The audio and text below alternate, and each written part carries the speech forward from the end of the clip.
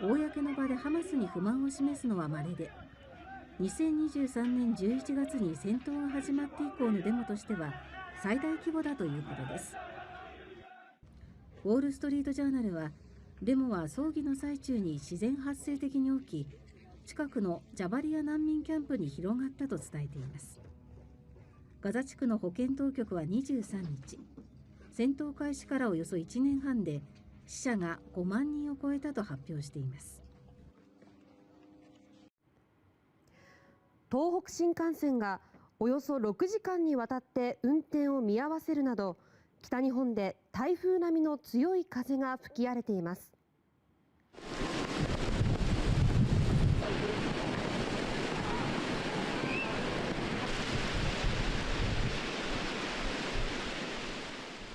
仙台の公園を取材中、突如猛烈な風が吹き荒れました。止められていた自転車を例外なくなぎ倒し、立っているのもやっとの風です。仙台では今年最大の28メートルの風が吹きました。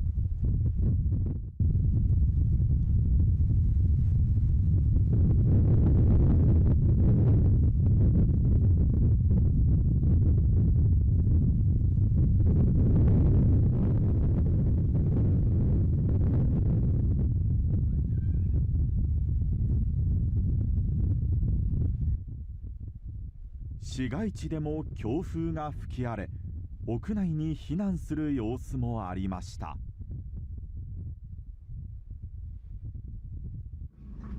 現在この列車では引き続き停電が発生しております。そのため車内の空調設備や電気設備が停止している状態になります。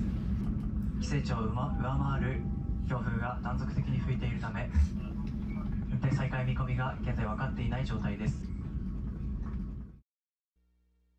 風の影響で新幹線も止まっています。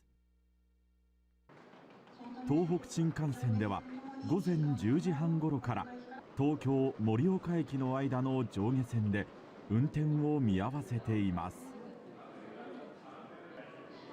仙台白石蔵王駅間に設置されている風速計が規制の値に達したための対応です。はやぶさ9号で東京から新青森、新青森は12時半ごろに着く予定の列車ですけれど、その時点ではもう先ほどの、途中で止まっている感じ。はい、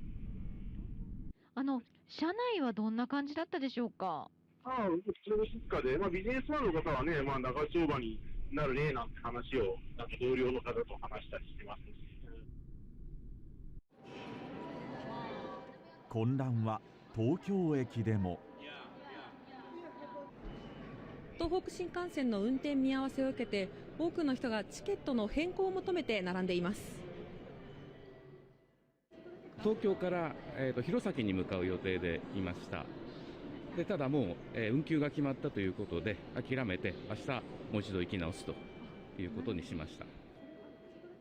秋田から東京に息子の引っ越しで来てまして、で今日明日から仕事なので今日帰る予定だったんですけど帰れなくて、今職場に連絡してちょっと休みを急遽いただいている状態です。はい、秋田小町この間の連結で止まったばっかりなので、今度は強風で止まるんだと思って、ちょっとなかなかねドキドキしながら毎回乗らなきゃいけないんだなと思ってました。JR 東日本は風が弱まり次第、午後6時ごろから各駅に停車している列車の運転を再開する見込みとしています。やばすぎだろ。屋根、あー、やばいやばいやばい、屋根風強すぎ。危なくない？傷入んないよねこれ。車大丈夫かな。宮城の岩沼では観測史上1位となる34メートルの風が吹きました。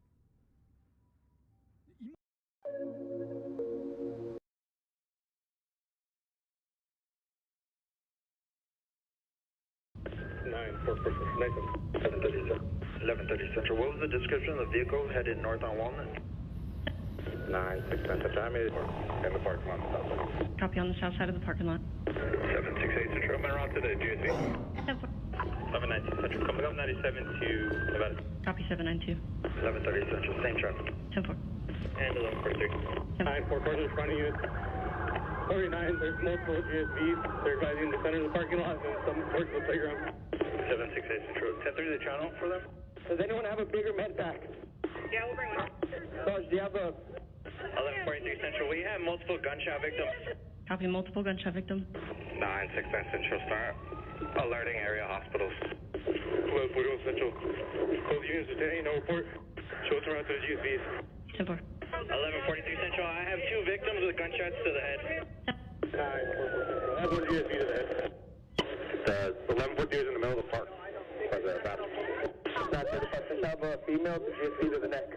Copy GSV to the neck. 768. To any units that are not on scene, I need a perimeter set up. I need Lowman and Walnut shut down, both north and south. And then I need a perimeter around Young's Park. 945 is at Walnut, Nevada. 768 Central. Will you advise fire of that 49 on multiple victims? 1124 Central. Put me on the GSV and I'm in row. 10-4. 777 GSV to the back. You log your chat to apply. Copy chest fuel applied at 2215. Start getting all these vehicles out and get them northbound. 935 Central. Pressure dressing applied to the neck. Be applying pressure to the neck. Negative. A pressure dressing applied to the neck. Be pressure dressing. 818 Central. I have one playing a tourniquet to a leg. Multiple GSVs to the leg and one to the arm. 11:30 Central. I got one gunshot victim to the head.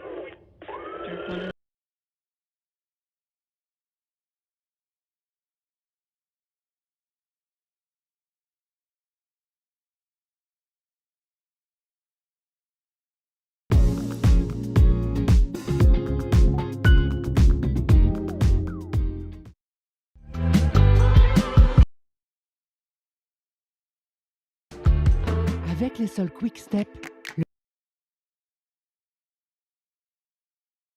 Make a mistake, you own it. You say, this is my fault. I was wrong. I take accountability. And that's what I would like to see. When you try to blame others, it's not good. Hegseth defending himself. I know exactly what I'm doing, exactly what we're directing, and I'm really proud of what we accomplished. A successful mission that night. Hegseth insists no war plans were sent over the group chat. Goldberg says that's a lie. Elon Musk and his Doge team are now reviewing how Goldberg got added to that chat. President Trump has signed an executive order requiring proof of citizenship to register to vote in federal elections. His order also calls for federal funding to be cut from states that don't comply. The White House says the order will prevent illegal immigrants from voting, but legal challenges are expected. President Trump's nominee to lead the Social Security Administration is facing questions about cuts being made at the agency. At his confirmation hearing yesterday, Wall Street executive Frank Bisignano said he has no plans to privatize Social Security. I've never thought about privatizing. It's not a word that anybody's ever talked to me about, and I don't see this institution as anything other than a government agency that gets run for the benefit of the American public. He also promised to improve customer service. Some people are reporting 2-hour wait times on the phone. Vice President J.D. Vance now says he will join a delegation visiting Greenland tomorrow, suggesting global security is at stake. President Trump has said he wants the U.S. to own the island. ABC's Christiane Cordero has more on this story. Christiane, good morning. Hi, Rhiannon. Good morning. So Greenland is a Danish territory, and the Danish Prime Minister says the trip by Vice President Vance tomorrow is putting, quote, unacceptable pressure on the island. Vance will join his wife, Usha, along with the U.S. Energy Secretary and President Trump's national security advisor. They'll visit a U.S. military base for a briefing on Arctic security. President Trump has repeatedly called for Greenland to become part of the U.S., but polls show most people in Greenland oppose that idea. Usha Vance had planned to travel to the island only for a cultural visit, but plans changed when her husband announced he's joining her. Unfortunately, leaders in both America and in Denmark, I think, ignored Greenland for far too long. That's been bad for Greenland. It's also been bad for the security of the entire world. We think we can take things in a different direction, so I'm going to go check it out. Those in Greenland who support closer ties to the U.S. say it would be a financial boost for the island, but Greenland's prime minister calls the visit highly aggressive. Andrew? All right, Christian, thank you. The man charged with killing 23 people during a racist rampage at a Texas Walmart is being offered a deal. The prosecutor in El Paso says he's offering the killer life without parole. The gunman admitted he wanted to kill as many Mexicans as possible during the attack in 2019. Some victims' families want to prevent the case from dragging on. Now to a story about children's health and the biggest step yet toward banning artificial dyes in snacks, cereals, and candies. One state is taking a stand, but at what cost? Here's ABC's Lana Moise. You can say goodbye to Gatorade, certain kinds of lemonade, even some types of Pop-Tarts if you live in West Virginia. Store shelves and school lunches will soon look a lot different there. That's because the governor has signed a bill that will ban commonly used food dyes and preservatives from red dye number 3 to blue dye number 1. In recent years, advocates have raised concern about how artificial dyes may be affecting the health of children. There is this notion that artificial food dyes may affect some children more than others, potentially those with ADHD and other sensitivities, but more research is certainly warranted. There have been studies in animals where specifically red dye 3 has been associated with thyroid tumors in rodents, but really at the low levels we're being exposed to at normal human consumption is likely very, very low risk for most people. But Health Secretary Robert Kennedy has been outspoken against processed foods and additives. Why do we have Fruit Loops in this country that have 18 or 19 ingredients, and you go to Canada and it's got 2 or 3? Just last week, Virginia banned synthetic dyes in school lunches following a similar move in California. They joined more than 20 other states introducing legislation targeting food dyes. But critics say West Virginia's ban is too widespread and will drive up already high grocery prices. 60% of the grocery store shelves would have to be clear if this bill went into effect today. The American Beverage Association warning many good jobs will be lost and businesses will close. The takeaway for parents? Artificial food dyes are not essential nutrients, so avoiding them certainly won't hurt you. Natural options like turmeric or beets can be used to color foods, but can be more expensive. West Virginia's ban on dyes in school lunches takes effect in August, and it expands to all food products in 2028. Rhiannon, Andrew. Lionel, thank you. Overseas, 2 military jets collided in midair, but everyone involved survived. The French military jets collided during a training mission, smoke from the scene rising into the air. Pilots ejected safely with no serious injuries. It is time now for your Wednesday weather. Good morning. It's another day of elevated fire danger in the Carolinas, specifically North Carolina. Some stronger gusts in the afternoon hours. They should taper during the evening hours. In the west, it's record warmth from Seattle all the way to Salt Lake City, and the latest cross-country storm will tap into some of that record heat. We could have severe storms across the Pacific Northwest. This rolls across the country, and over the weekend, severe storms could actually surround the Mississippi, and it's summer-like heat in the east. That's your forecast. I'm ABC News meteorologist Lee Goldberg. Coming up, the famous works of art that turned up on a roof. Also ahead, the doctor accused of trying to kill his wife on a hiking trail. And a teenager explains how someone used her Instagram photos to create porn using AI. Her warning is next.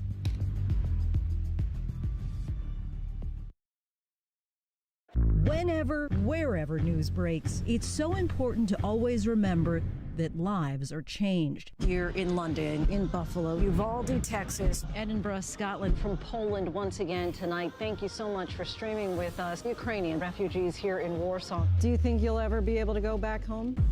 We're heading to a small community outside of Mexico City. Splintered houses and splintered lives. The magnitude of the devastation. You're streaming ABC News Live. Reporting from Rolling Fork, Mississippi, Santa Fe, New Mexico, Raleigh, North Carolina, the U.S. Capitol, Mayfield, Kentucky, Minneapolis, Mexico, Tongass National Forest, Alaska. Getting you behind the stories as they happen, giving you a front row seat to our world as it plays out in real time, live. ABC News Live Prime. Take you there. ABC News. Weeknights, America's most honored streaming news program, only on ABC News Live. Streaming free right now wherever you stream your news. Get tickets now for the magical, musical, movie event. It's time. Now playing. This is my kingdom. You dare to disobey me. And experience the Disney classic like never before. Disney's Snow White. Rated PG. Now playing only in theaters. Get tickets now. People do not know how to date. That's why they come to us. As a matchmaker, we're here to help you get your wings on. Let's get some people married. Why are you single? Maybe the kind of guys that I go for. You go for hot guys. Yeah. It's a pitfall. What would you say are like the top things you're looking for? You don't like hairy men, so all Muslims are out. What are you talking about? This process doesn't have to suck. He's cute. Make it happen, boo.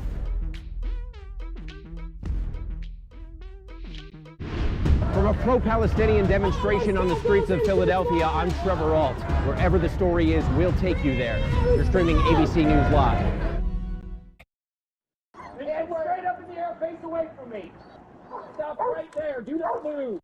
We are back now with a burglary in progress in Scottsdale, Arizona. Police say the thief was trying to steal some priceless works of art from a museum. They found the goods and the burglary tools on the roof, including 3 paintings by Picasso and 2 by Andy Warhol. The suspect's trial is next month. A doctor in Hawaii is in custody for allegedly trying to kill his wife.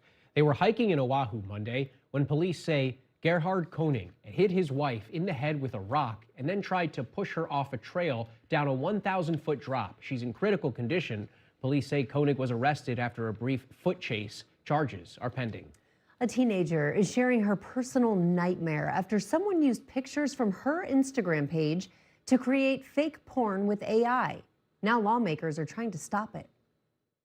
It's called deep fake porn, where real images of a person are fed through artificial intelligence to generate sexually explicit material. In my image, I was 16 years old, working at the Christian summer camp that I work at. Florida high school senior Lucy Adams Stevenson says a family friend took pictures from her personal Instagram account and used them to make deep fake child porn.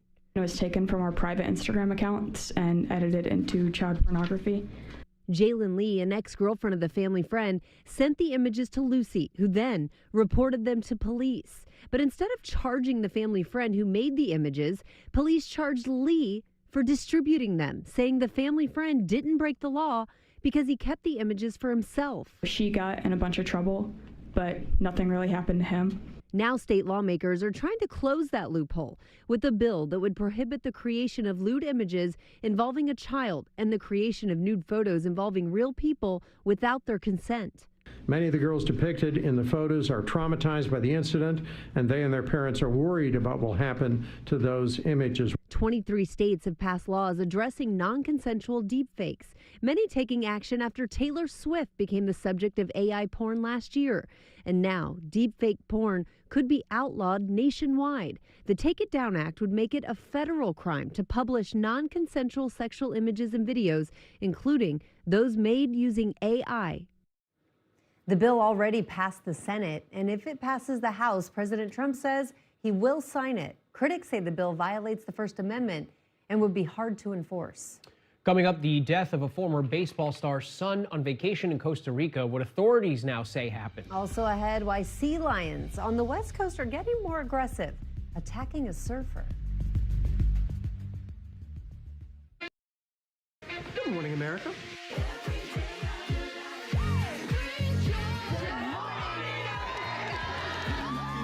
Good morning, America. Good morning, America. Good morning, America. Good morning. Are you? I'm in too. I mean, that tells you something when Snoop Dogg's in. Michael, George, Lara, Ginger. What would you do? Is this seat taken? You look nothing like you do in your photos. If you saw an online date gone wrong like this? Why don't you just come back to my place? If you're not comfortable here, let's leave. You won't believe what happens next. Do you need like an escape plan? She's clearly not interested. I think you should leave. Let's break it. Let's go in. Hi there. This is What Would You Do? Serious? What would you do? All new tonight on ABC. Friday night. A man of God, a married woman, a dead husband, and a police wiretap. It was like a car accident you couldn't look away from. Inside a murder mystery as it unravels.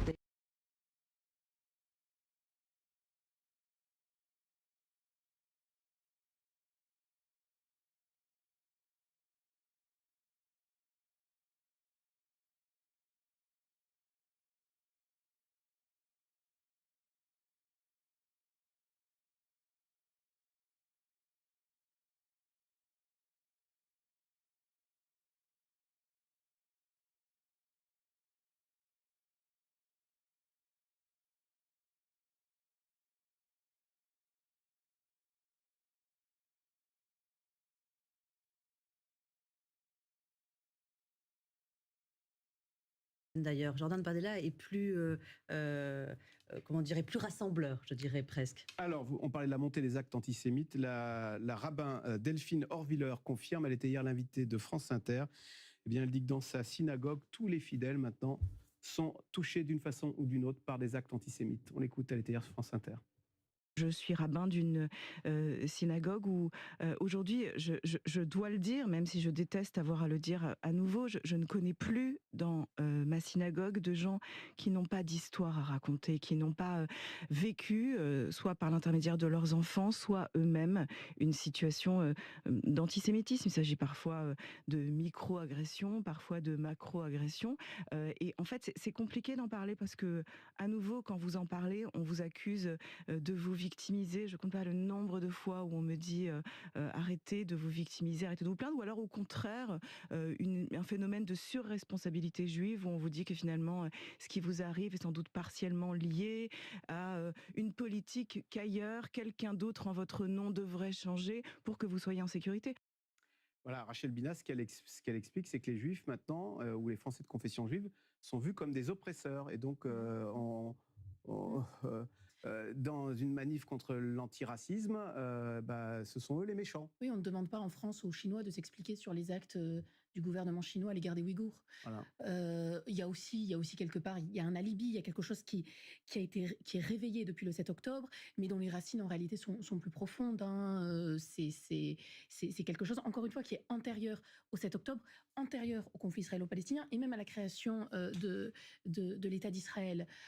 Mais en effet, donc on se rend compte... Quand samedi dernier, dans la marche contre l'antiracisme, on voyait des drapeaux palestiniens, sous-entendu, les oppresseurs étaient l'État juif. Bien sûr, il y a l'idée, il y a l'inversion, une espèce d'inversion accusatoire dont on parle.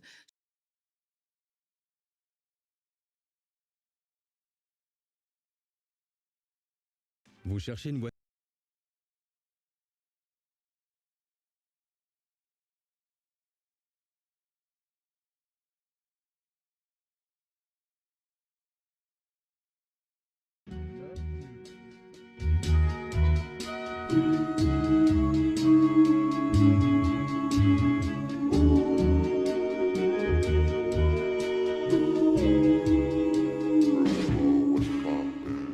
New to being grown, scary on your own. Please don't leave me alone. Please just leave me alone. Call, don't pick up phone. Busy tone. Why you on the road? Why you always on the road? Fighting temptations, tempting situations. Devils what I'm facing. My block is a nation. All on its own. Did it ourselves. Memphis my home, new to being grown, scary on your own. Please just leave me alone, please don't leave me alone. Call, don't pick up phone, busy tone. Why you on the road? Why you always on the road? Fighting temptations, tempting situations. Devils what I'm facing. My block is a nation. All on its own. Did it ourselves, Memphis my home. Need to clear my head, might just need some meds. One time fuck the feds, you heard what I said. Therapy and clarity are needed if you married me. I'm damaged. See, my heart so cold is frozen like a mammoth. Apparently, your trauma as a youngster come and haunt your life. Know damn well how to taunt you. When you down, that bitch might punch you. Kick you, stomp you. It's like that bitch just wanna make us bleed. Dodge the full clip of that bullshit. We way too far to retreat. Let's proceed to making shit happen. Don't speak with your words, react with your actions. Used to think hip hop was deeper than money and fashion, and niggas was actually rapping. But I digress, pardon my stress. The shit that they feed us so hard to digest. So I regurgitate all that they perpetrate. Protect my peace with a stupid proof vest. Feel like my spirit removed from my chest. You cannot interview me in the flesh. I am the ghost in the shell, eloping in hell. My angels and demons caress. Synchronization, pay me no mind if your thinking is basic. I know it goes over the head. Life got me looking for a Stargate, feeling like RJ trying to get over the hedge.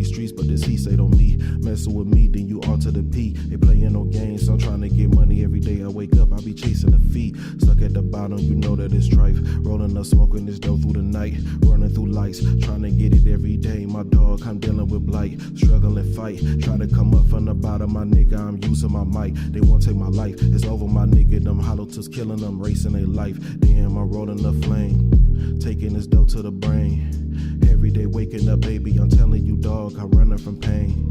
I'm tripping, I'm out of my brain. This life and it drove me insane.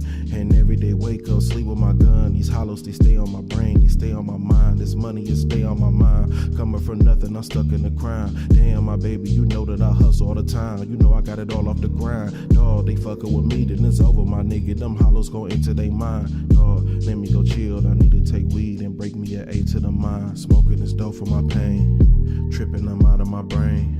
I'm rolling up, rolling up, rolling up, rolling up. Damn, ain't feeling the same. Twisting, I'm rolling the flame. Taking this smoke to the brain. Hello, fellow world citizens. We are DJ Staunch and the Bigfoots. We're all about bringing peace and moderation to our country and the world through music. We're going to play for you some of our favorite tracks that tells the story of our mission, the history, the people involved, the philosophy, and most importantly to us anyway, our values. One bringing you the news. The stock market was thriving and sometimes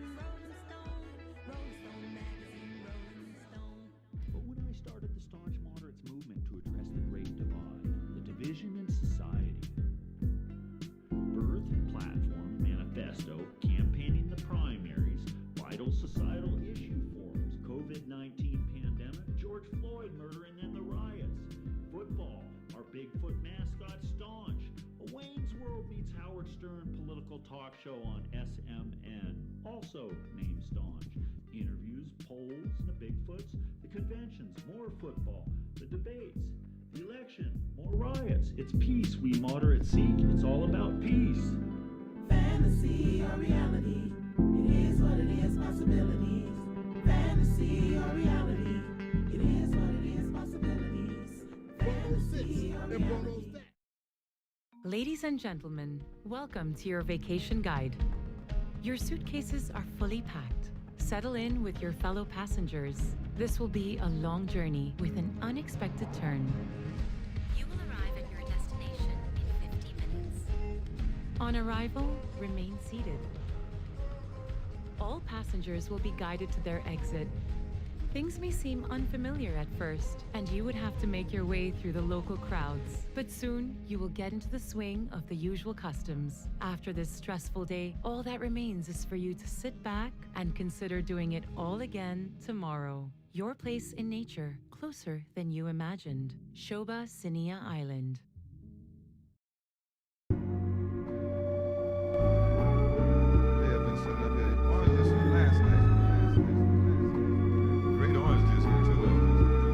I'd like to take you into a song we originally did on the album Pieces of the Man and recorded live last summer.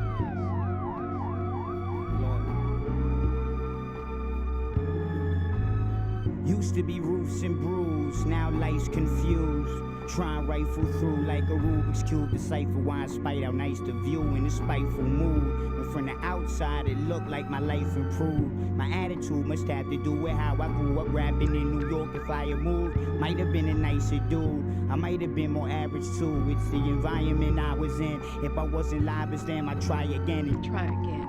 Ain't like the battle, I just had to prove myself. I was emphatical, was shy, so I'd have a view casual. Turned into a habit I'd abuse. Shit, it had him smacked in school. I had the right to the sight to do.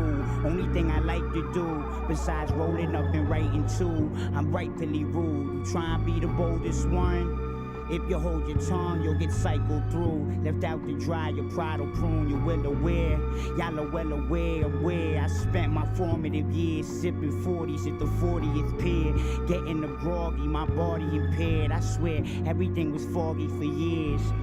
Poured the backwash out the glass, saw it all clear. I'm in my thoughts. You could applaud for them centuries full of long faith. I need a charm, I need a strong break. I'm still involved with niggas who with me long way.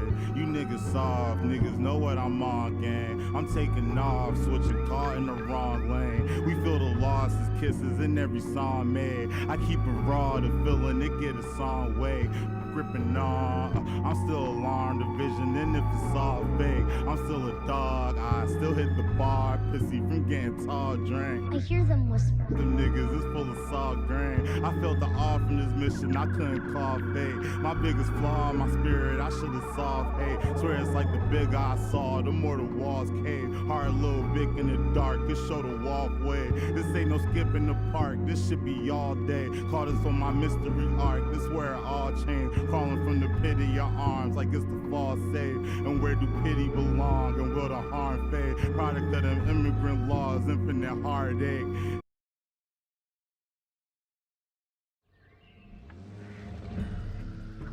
Pendant que vous bataillez avec une technologie qui n'est pas à la hauteur, nous sommes là.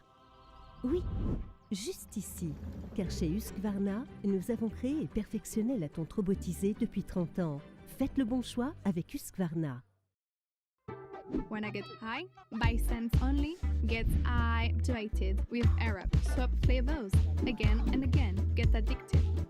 So simple, it's stupid. Get high now sur r-up.com.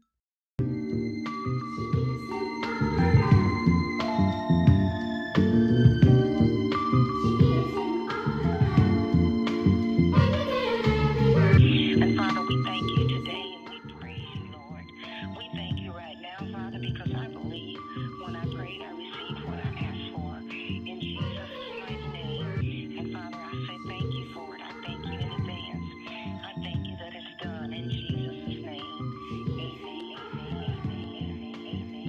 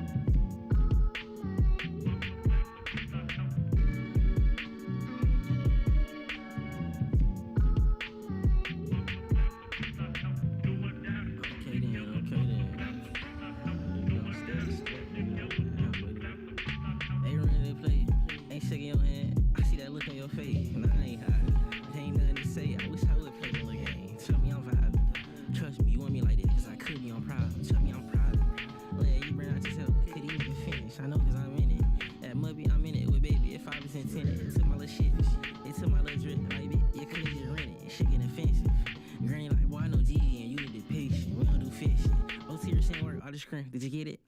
These niggas victim credit. Yeah, ain't never been a victim. Same nigga talking on that, pull talk to that, ain't never in the picture. Yeah, that's up, I can hit it. Nigga want rap.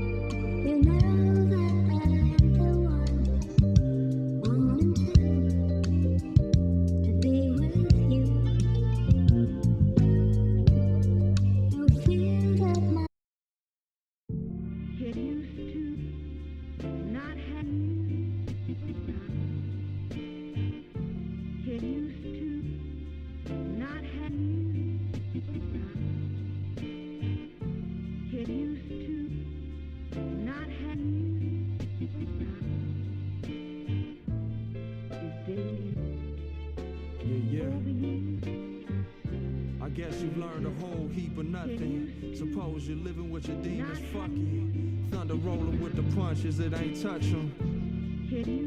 Living life without a substance. I'm rushing such a feeling with the urgency of justice. All these fluctuating customs. It's all or nothing, shit gets shaky as your moral compass. Life is but a series of adjustments. Was ill-equipped, smoking spliffs too redundant. Been there, done that. My Pusha Indian and Huguenot. Blood in his veins, but his son's black. Running from it just to come back and make amends. The story bending at my will. I feel a void that only some lack. The beat looping with my vocal, fuck a drum track. My brother from a city where they poke you like a thumbtack. Nigga, whack.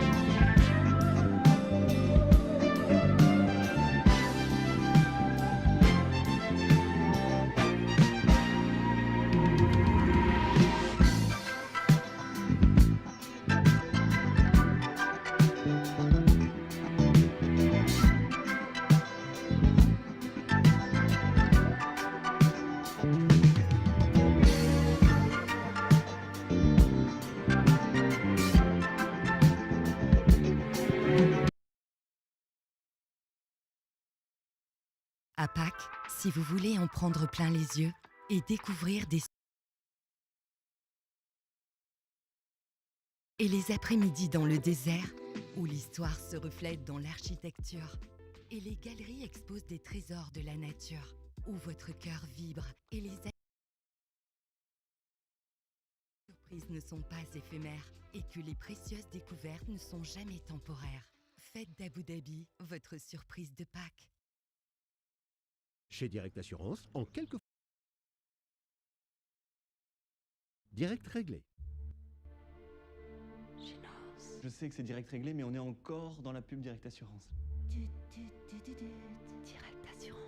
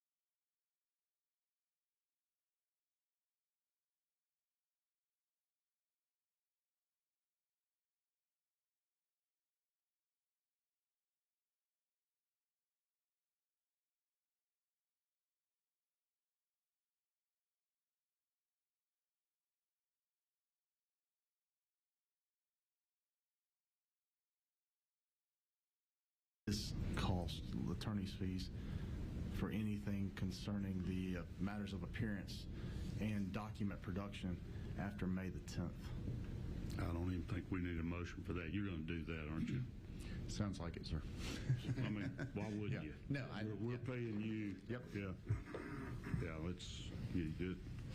you don't have to have a formal motion. That's your instructions. Make her comply, and if she won't, make her pay for your fees for making her do what the judge has already told her she's got to do.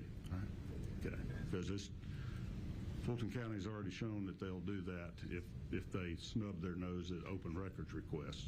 So this seems to me more important than an open records request, an actual subpoena. Okay. That's been. All right, so discussion there. The Georgia Senate committee that is looking into the misconduct allegations against DA Fonnie Willis. They are talking now about the subpoenas that Fonnie Willis has attempted to have thrown out. They're talking about the process of what they have to go through now to maybe reissue those subpoenas here. So we'll dip back into that in just a second. Do want to pop this up on your screen right now as the podium is set. We know that Governor Wes Moore of Maryland is going to be speaking shortly here, marking 1 year since the Baltimore Bridge collapse. The Key Bridge did come down, killing 6 construction workers and leaving behind extensive damage. Another bridge is going to be built here, but it is going to be 2028 before that bridge is complete. Governor Wes Moore, again, expected to speak here in just about 18 minutes, so we'll make sure to bring you his comments on Live Now from Fox. For now, do want to head to a quick 2-minute commercial break, but so much more news to get to here in just a few. You're watching Live Now from Fox. We'll be right back.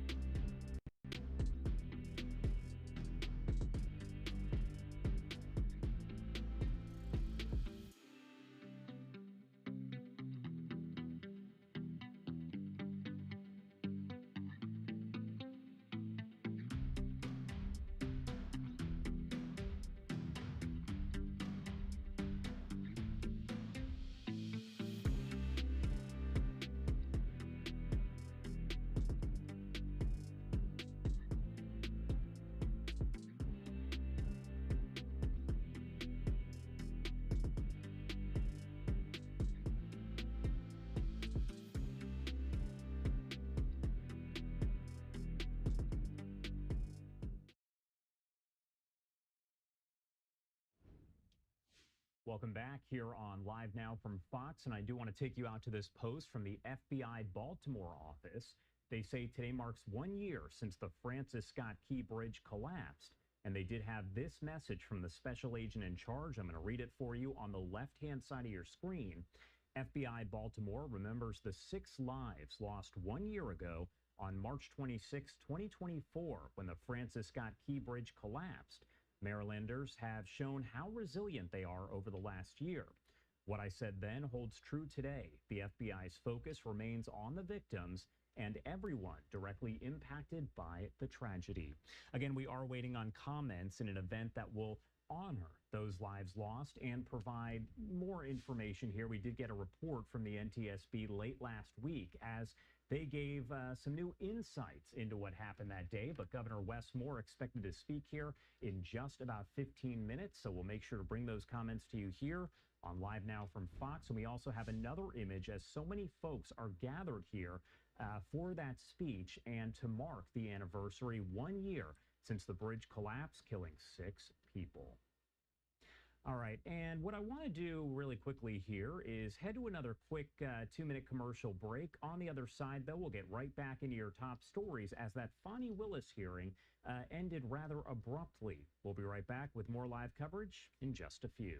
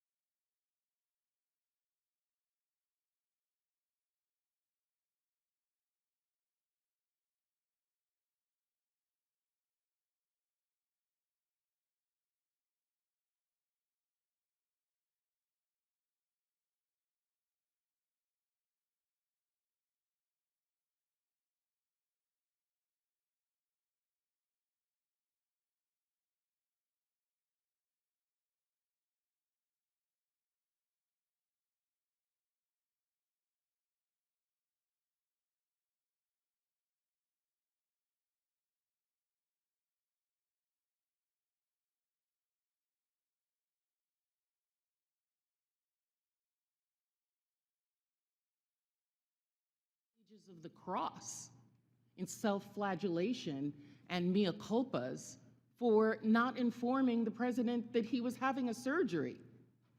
And now how we're treating Secretary Hedgepeth as if he is untouchable.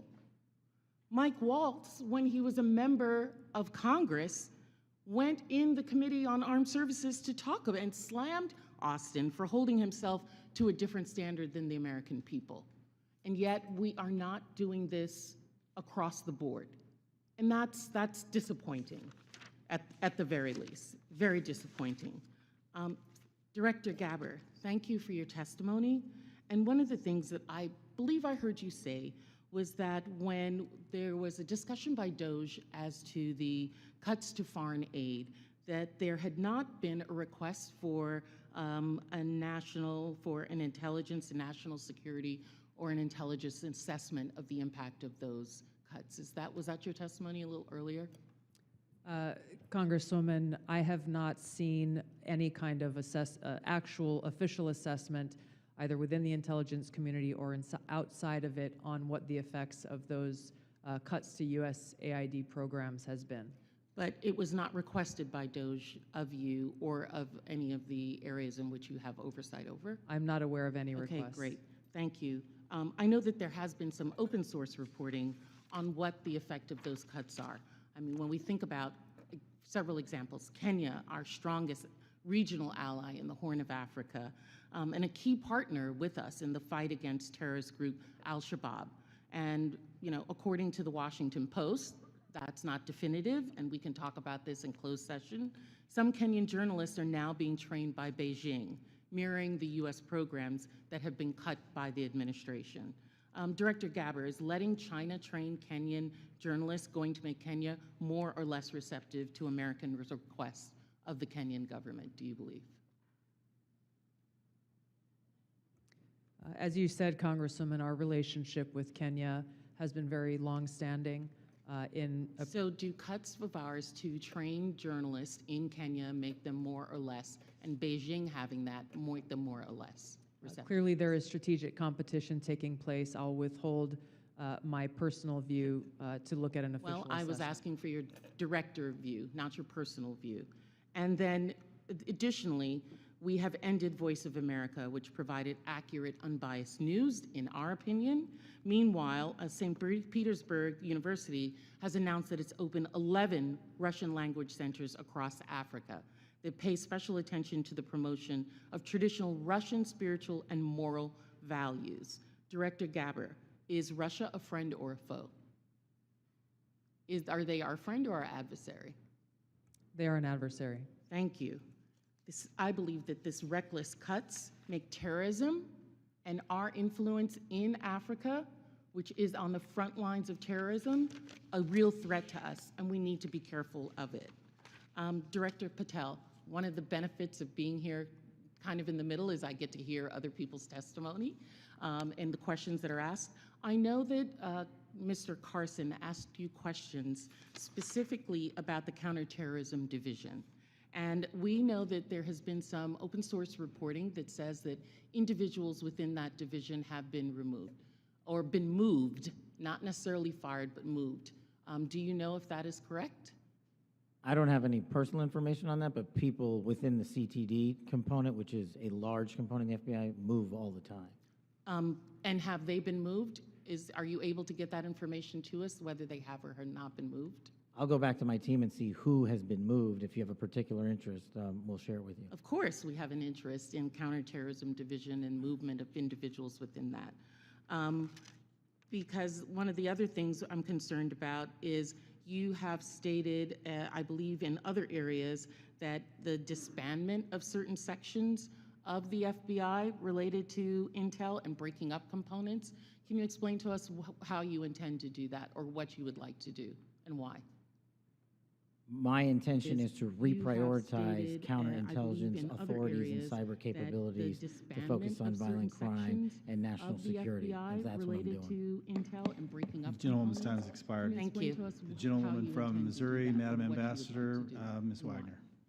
I thank you, Mr. My Chairman. I intention is thank to all of you for reprioritize being here counterintelligence and for authorities your and cyber continued capabilities service to to our focus on country. violent crime and Director national Ratcliffe, security, as that's what I'm you doing. have repeatedly stated that China is our top national security threat, and I agree. What, Mr. Chairman, I think was the biggest gap in intelligence collection toward China during the previous administration? Good to see you, Congresswoman.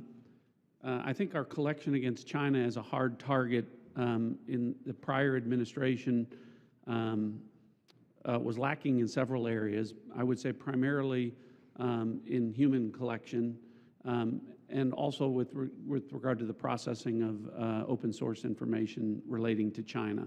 I think part of that relates, Congresswoman, to the policies of the prior administration about treating China as a pacing competitor, I think was the word, as opposed to an adversary.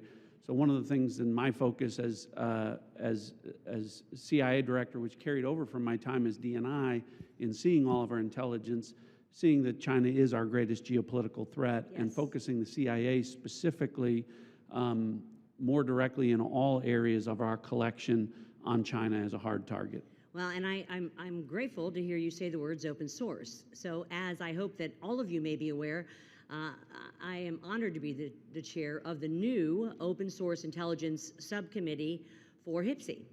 It is the first time this committee has focused specifically on an intelligence discipline, I'll say. We established this subcommittee because private companies, researchers, and most importantly, foreign adversaries, as we speak, are taking full advantage of the explosion of commercially available information.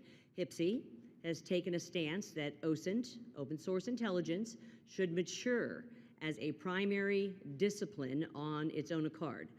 Director Ratcliffe, your agency kind of produces the lion's share, I'd say, of OSINT. Do you agree, sir, that open source intelligence should mature to be a primary discipline? Absolutely agree. So as you know well, Congresswoman, the CIA is the functional manager for OSINT, just as we are the functional manager for HUMINT across the IC. And OSINT, open source intelligence, reaches, frankly, policymakers as the most cited material in the President's daily brief as part of a long list of tailored production that we do, by a large percentage. But also, as you know, and as you've pointed out, Congressman, until recently, one of the greatest weaknesses with regard to OSINT was that the collection was so large that it was daunting for use by mission partners across the IC.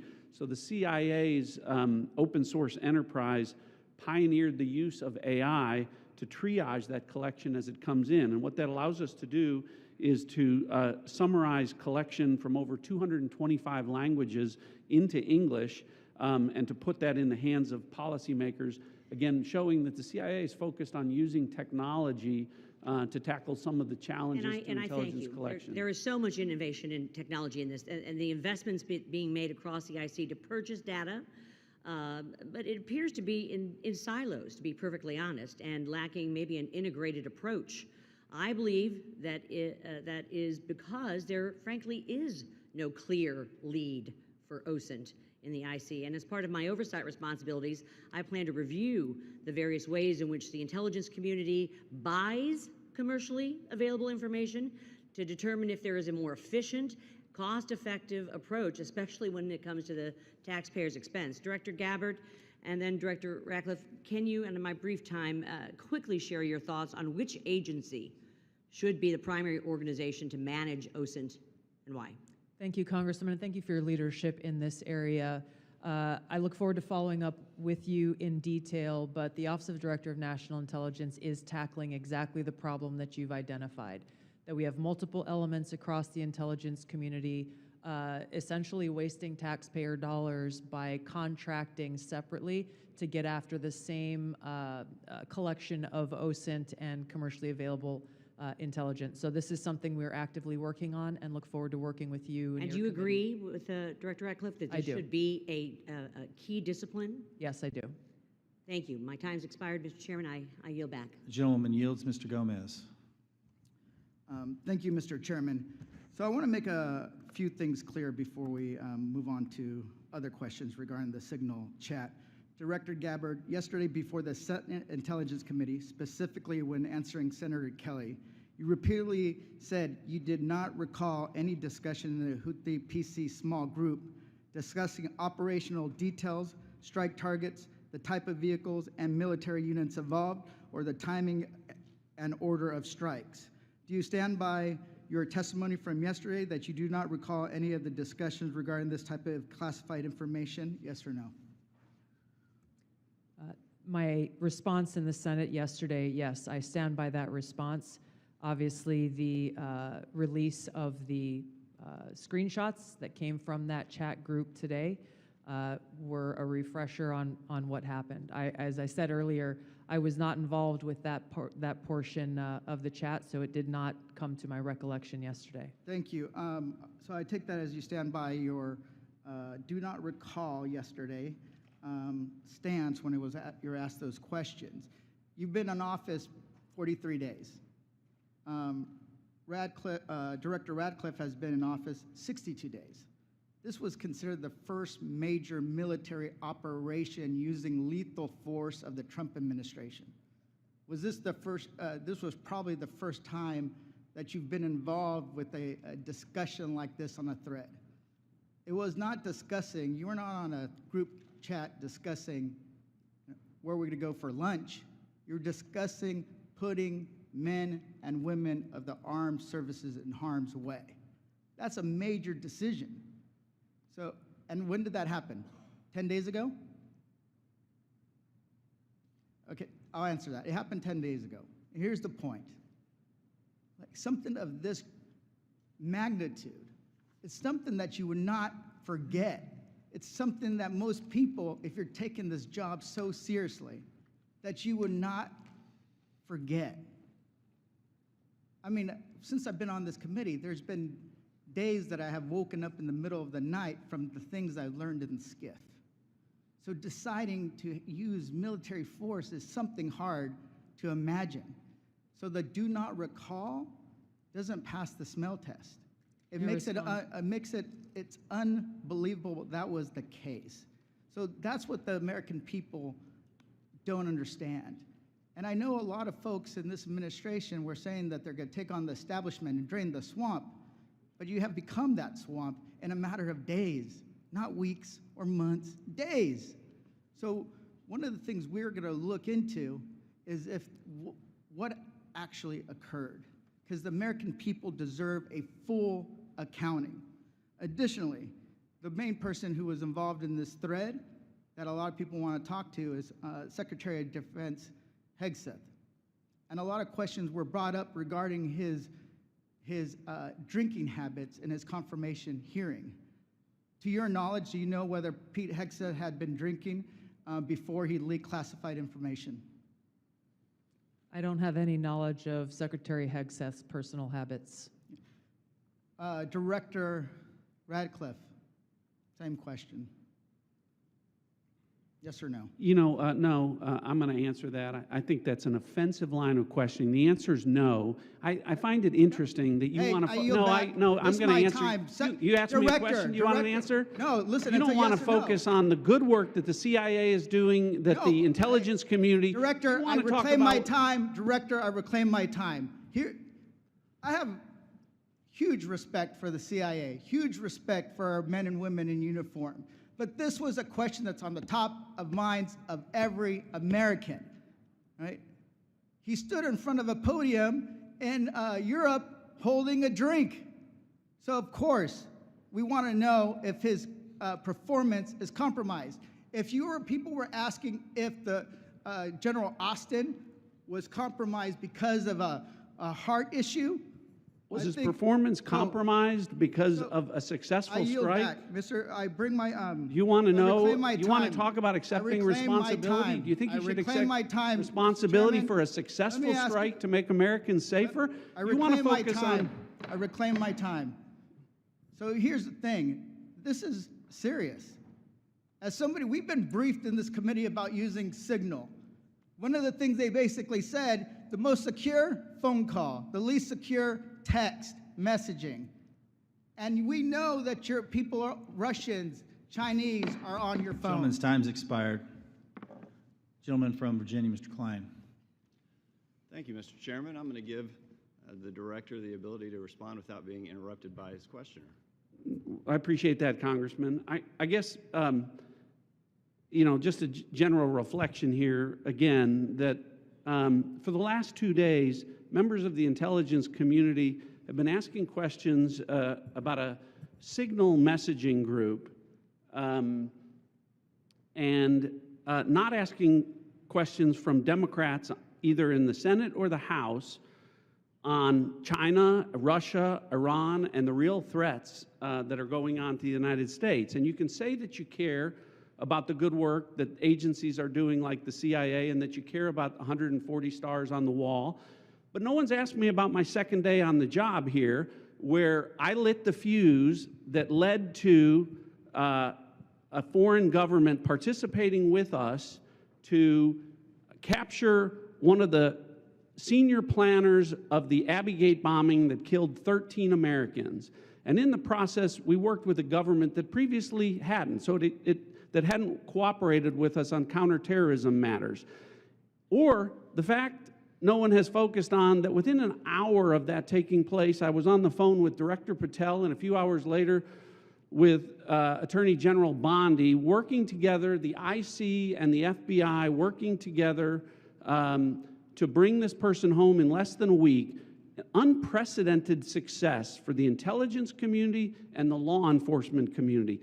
Exactly representative of the kind of work that we should be doing and the kind of work that an oversight committee should be asking about. But instead, we're getting questions about whether or not someone has drinking habits.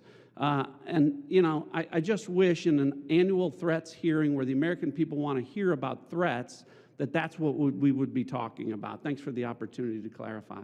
Absolutely, Director. I want to thank you and all the people who work with you and all the witnesses and the men and women, the brave men and women who are putting their lives on the line each and every day for this country. And to the military as well, we are grateful and we recognize the sacrifice and dedication. Director Ratcliffe, you talked about China being our top national security threat. And I want to go to what really is the most active and persistent threat. It's related to cyber. It's related to the People's Republic of China cyber activities, Volt Typhoon, Flax Typhoon, Salt Typhoon, targeting U.S. critical infrastructure, targeting critical infrastructure overseas, compromising U.S. telecommunication companies, and I want to ask Director Gabbard, there are also regular compromises of government networks in the defense intelligence base. The Chinese are acting with impunity and targeting the United States. Clearly, the last administration had no effective deterrent strategy. Considering a whole-of-government approach to leverage legal export control, trade, and other levers, is there more that the U.S. can be doing to deter China's cyber aggression? Thank you, Congressman, for your question. In short, the answer is yes. Much of that relies on our intergovernmental planning and operations, but also very closely integrating with our private sector partners.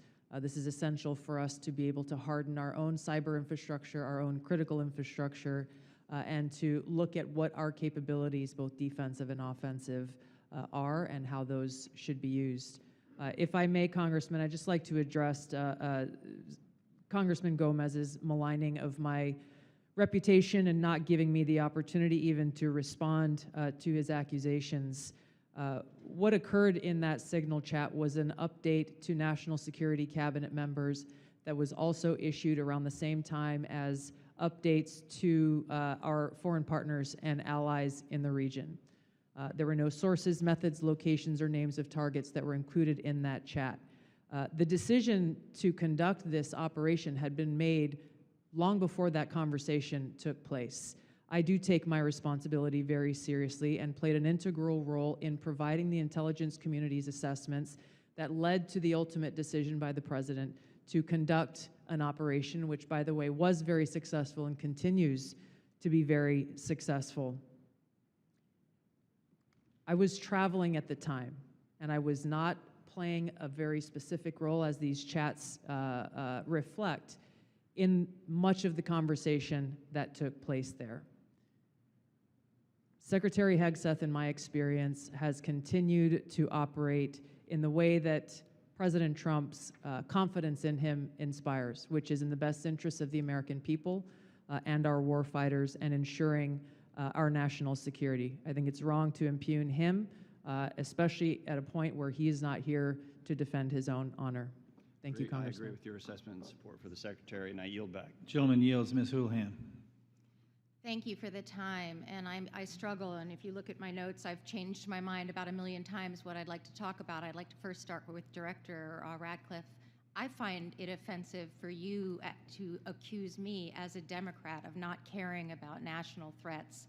I very much wanted to talk about those, in fact, had prepared questions in advance of this hearing about those threats, specifically about biosecurity and bioterrorism, but I don't have time to ask those questions because the threat is in the House.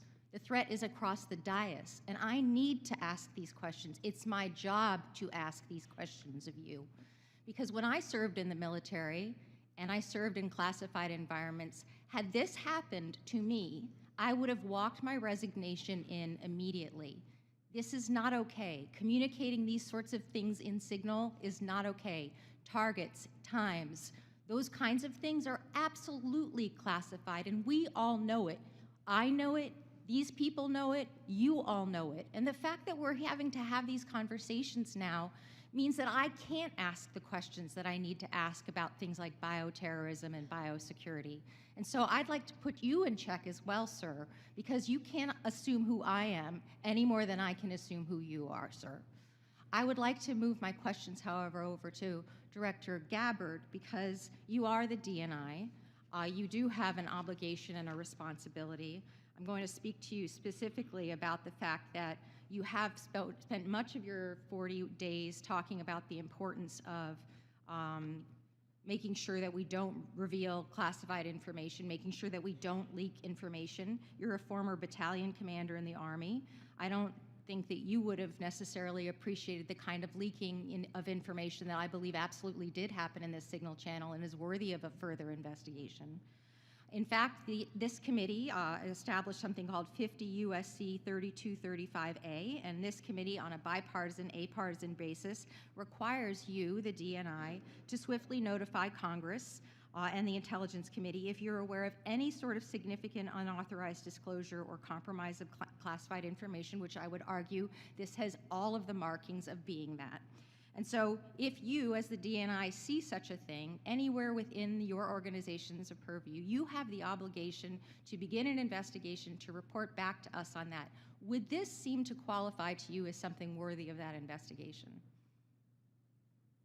Thank you for your question, Congresswoman. In this situation, Secretary Hegseth has the Yes or classification no? and You are the declassification DNI. authority over DOD information. This chat did not have the auspice of being a DOD chat. There's no such thing as labeling it as DOD. This was a chat amongst a great variety of people, and you, according to our law that we passed here bipartisanly, have an obligation when you think there has been a tangible, significant leak of information to instigate an investigation. Do you not think it's important to do such a thing? Well, the National Security Council is investigating no? this inadvertent leak. And again, I point to Secretary Hegseth as having the classification. I and would argue that declassification Secretary authority. Hegseth, if he had the dignity that he needs to have, should be walking his resignation in, because I believe that his probably is heading toward being relieved of his duty based on what I think are significant and illegal leaks, most likely.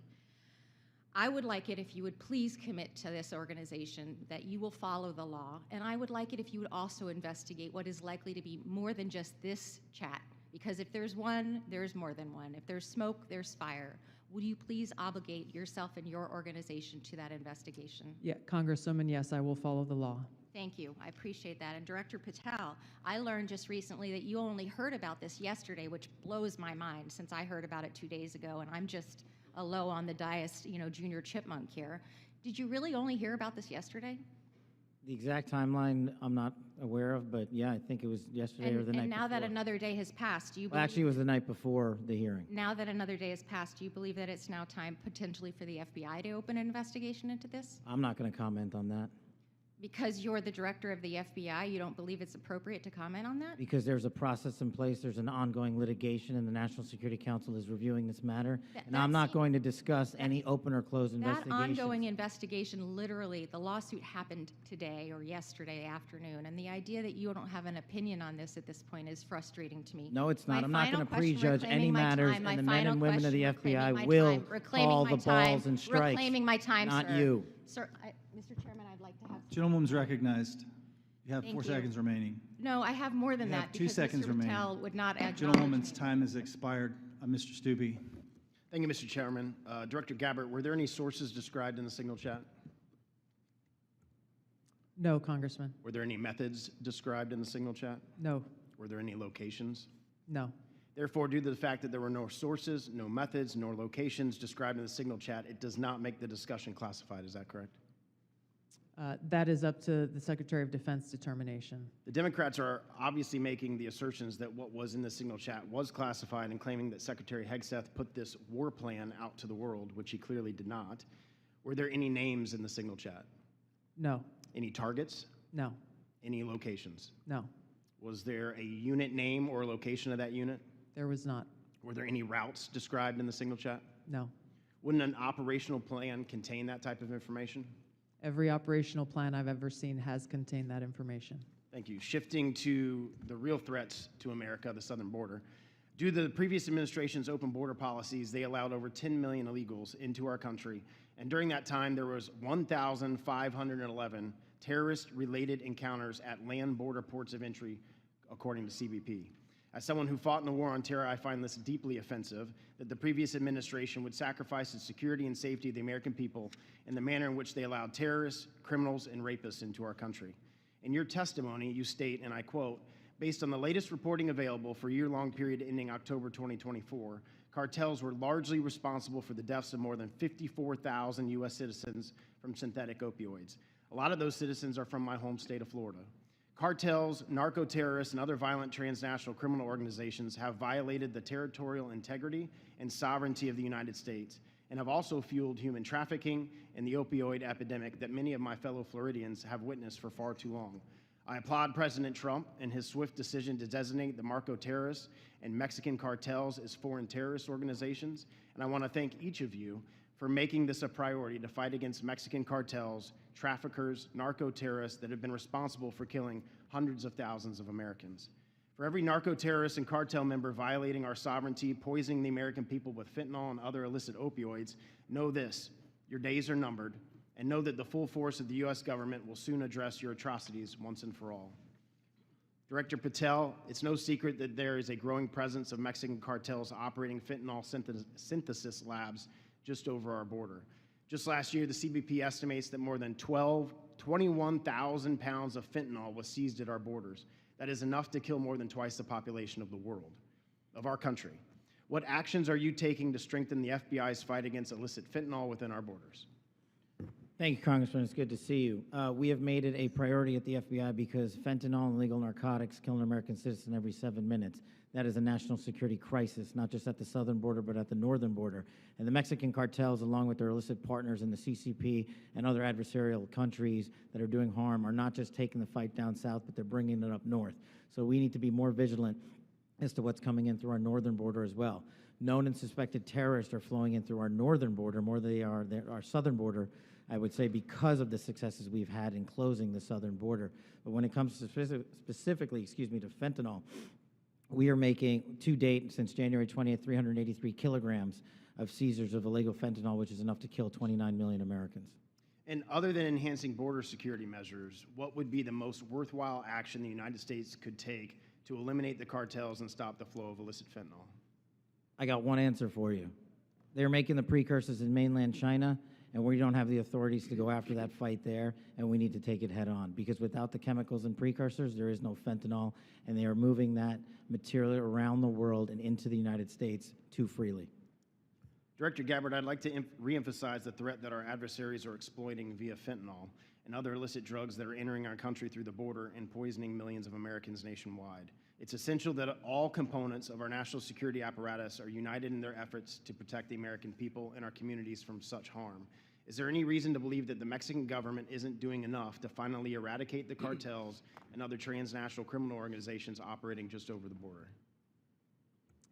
Congressman, I can only speak from my vantage point. As was stated previously by Director Ratcliffe, we have already been introduced to and begun collaborating with our counterparts in the Mexican government. Could there be more done? I would say absolutely yes. I know that the Trump administration across his cabinet are looking at opportunities to be able to do that. And Director Patel just hit on this with CCP and precursors, but to what extent have we seen other malicious actors worldwide partner with the cartels to infiltrate and target the United States? Related to the production of fentanyl. Yes, ma'am. India is one of those countries that is providing some of those precursor materials as well as equipment. Thank you for being here today. My time's expired. Gentleman yields. Mr. Quigley. Thank you, Mr. Chairman. And I know it's all us who are worried about this only, but apparently the Senate Armed Services Committee Chair and Ranking Member requested Inspector General report on this chat. So I'll tell you why more people are worried about this than you might think, and that's Director Gabbard, your position was created post 9/11 because of the horrible intel failure that took place there, where we weren't sharing information. It wasn't adequately shared within the community and between our allies. We have to believe that our allies look at this as a colossal mistake and will at least hesitate to a certain extent, wanting to share sensitive information with us that keeps us safe because they're worried about their sources and methods as well. Wouldn't you be at least somewhat concerned that our allies would look at this and say, that wasn't the perfect way to communicate? Congressman, thank you for the question. If that information that was put out in the chat by the Secretary of Defense had included specific sources and methods and targets and names, then the answer would be yes, but that was not the case. Let me stop you there because there's such a limited time. Generals, look, you're here because you got tough spots, so I have to put you on the spots. You're passing information like this just within your agency, and you know that it's going to include, we are go for mission launch, Houthis, sea lanes, the information about the weapon systems. That gets to the Houthi military commanders. Doesn't it make you think they're at least going to say duck? Thank you for the opportunity to weigh in on the issue. Yes, if we were collecting this on our adversaries and we're able to get this information as was asked of General Hawk earlier, we would consider that classified, but it's classified under the collection piece. The data that we're talking about here is the operational data, not the intelligence data. Respectfully, sir, just because we have limited time. Secretaries. The Houthis military leader is going to duck when he hears this, or he's going to take some action, or he's going to try to shoot our planes down, right? If he has actionable intelligence, he will certainly use that. I'm talking about this intelligence. You don't think he can figure out? Houthis is mentioned a couple times, sea lanes. They show the weapon system. At least it's a credible warning to him. I would offer the Houthis' defensive position has been constant since the 15th of March. All right. General, I'll just take a whack at it. You're the Houthis' military leader. You get this information passed on to you. It doesn't make you at least take warning? I would, Congressman, I think from the Houthis' perspective, they do have air defense equipment, and they would be able to detect aircraft when they're entered into the Red Sea, and certainly when we have our intelligence aircraft operating over top their country. They'd be able to detect that activity. But being forewarned is extraordinarily important. I'll take another stab at it. If just language like this in a different context, okay? But just within your department, sir, your people are passing this information. Do you advise them maybe they don't use Signal on this? Are there other forms? Obviously, they're going to be more secure. What I would offer is the data that we would be passing would be the full target packages and the full set of operational information. and that Okay, would but be even if it classified. was just this, do you Can I really offer- want to give the possibilities that they could be breached, hacked, and they would get this information? Wouldn't you, even with just this, sir, respectfully, wouldn't you want to use a more secure means of communicating? I think what I would offer are two things, and hopefully they're helpful to you. One of them would be, in addition to that full package that we would talk about, when the Secretary extracted individual details from that and provided those on Signal, whether individually or in aggregate, that is his decision of what is classified and what is not from an operational aspect. And that's probably the most important relevant piece to there. And I would echo what we've said before. It's the Secretary's authority for the Just give me, there's more secure ways of communicating any of this, right? There are, and our adversaries have General, various there are, abilities right? to intercept. There's much more secure means that you use, even if you don't think that this is, or you don't want to stick your What head I out would on say it. is the full packages were transmitted within classified, within traditional classified. But means. this could All have of been the ones- transmitted in a classified way as well. Thank you.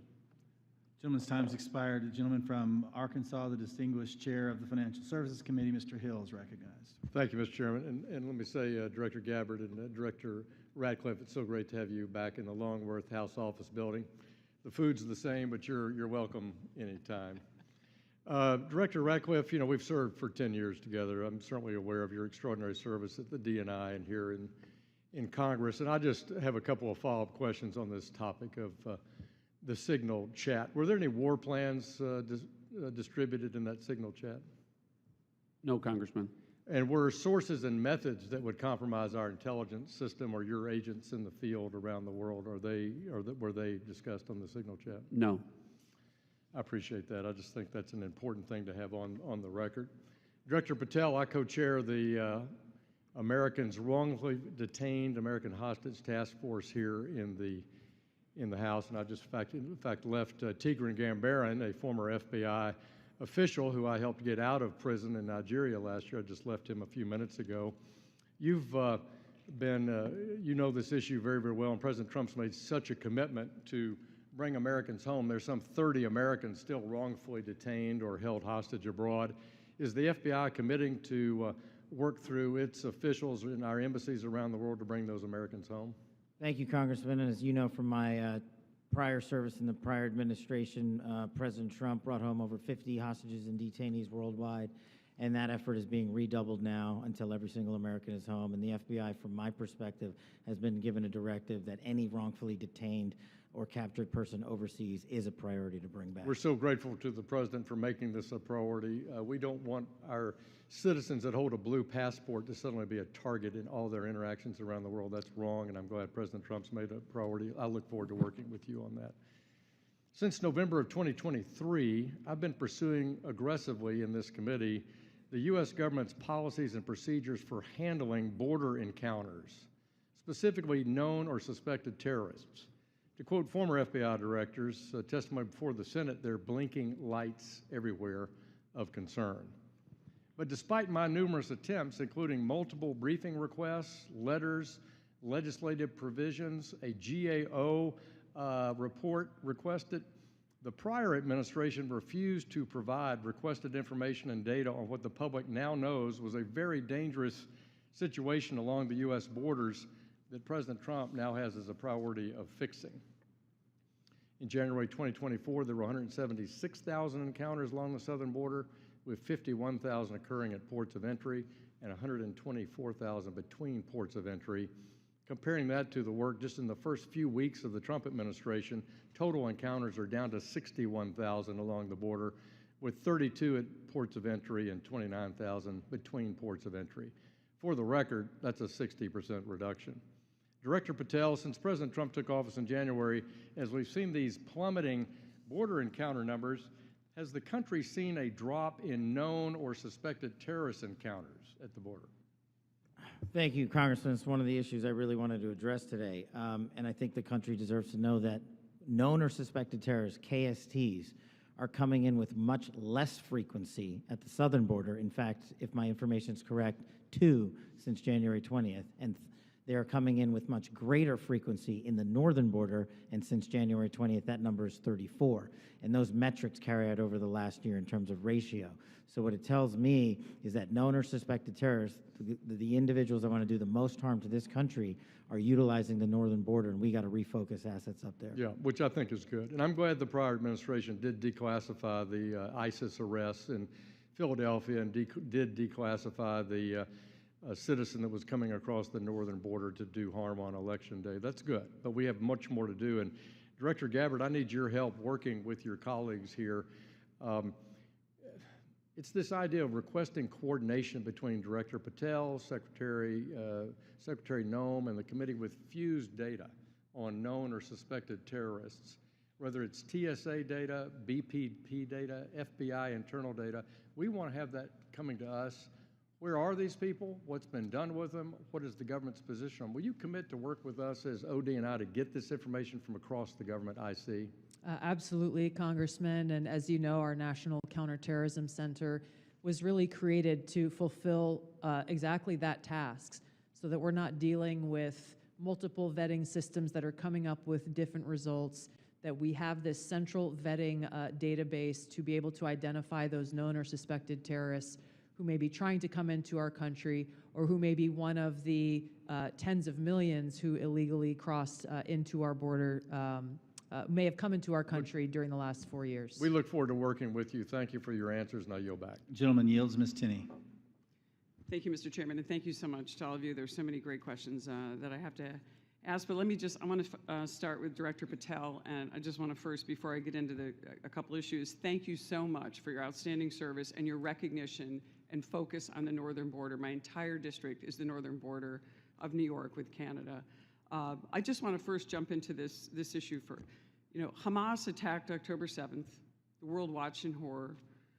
Designated a foreign terrorist organization in 1997, killed over 1,200 civilians, and including American citizens, and many remain hostages. Only slightly less disturbing, we had a myriad of seemingly coordinated pro-Hamas demonstrations that have taken place all over the United States, in my state of New York, on college campuses, in Washington, D.C., universities.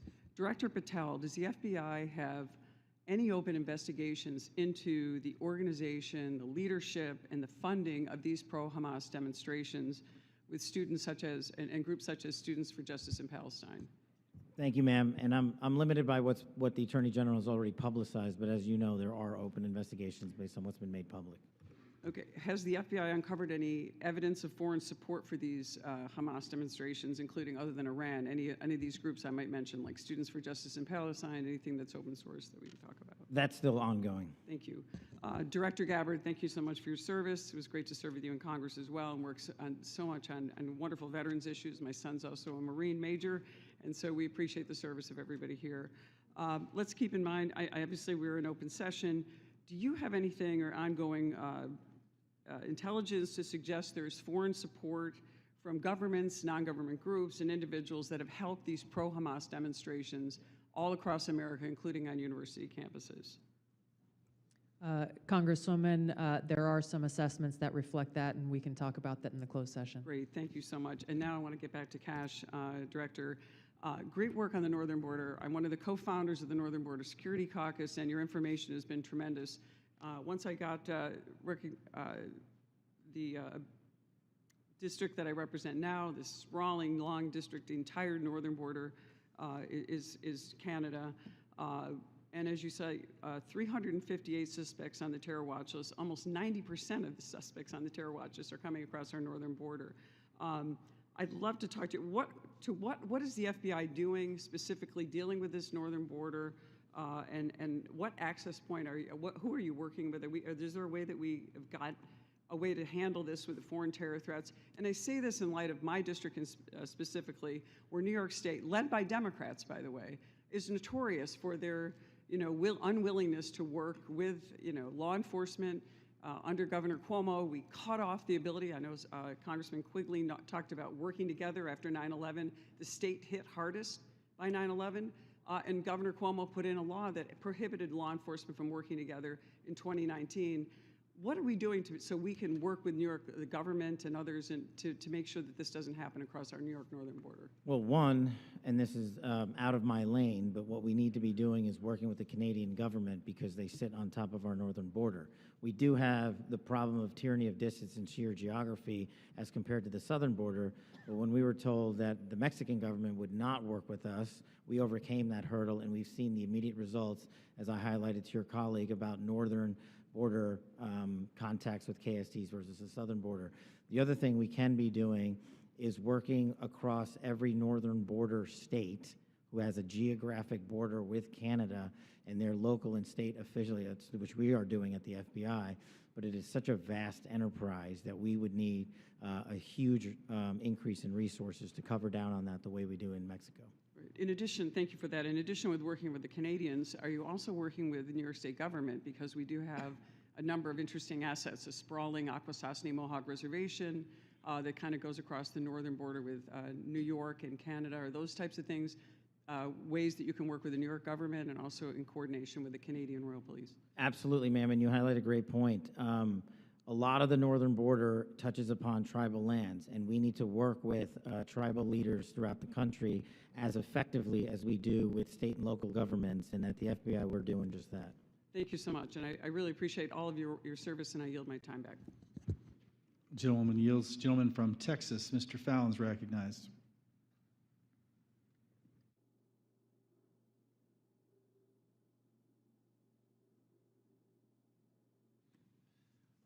Thank you, Mr. Chairman. I appreciate it. Director Patel, many of us had grown, increasingly alarmed at the sheer number of foreign nationals we're seeing caught spying on our critical infrastructure or, near sensitive sites in the country. One example is a Chinese national who's flying a drone, allegedly flying a drone over Vandenberg and taking pictures of the base. He was arrested in the San Francisco airport not that long after. Director Patel, would you agree that the two most dangerous nation states to our homeland and our interests are China and Russia? Yes, Congressman. So it would stand to reason that we should pay particular attention when foreign nationals from these two countries, who we've already established are the greatest threats to our country now and in the future, when they try to sneak into our country illegally. Absolutely, sir. Can you speak on the illegal migration we see from Russia and China and the differences that we saw from the first Trump administration to the Biden administration? Well, one, the problem you have when you have an effective resolution to that set of issues is that the enemy adapts. And what they've done is utilize, as we were just discussing with your colleague, the northern border to shift their resources and affiliations to pour in known or suspected terrorists through the northern border. They haven't stopped through the southern border. They just know that we are setting up a pretty monumental effort down there to stop any known or suspected terrorists from entering the country.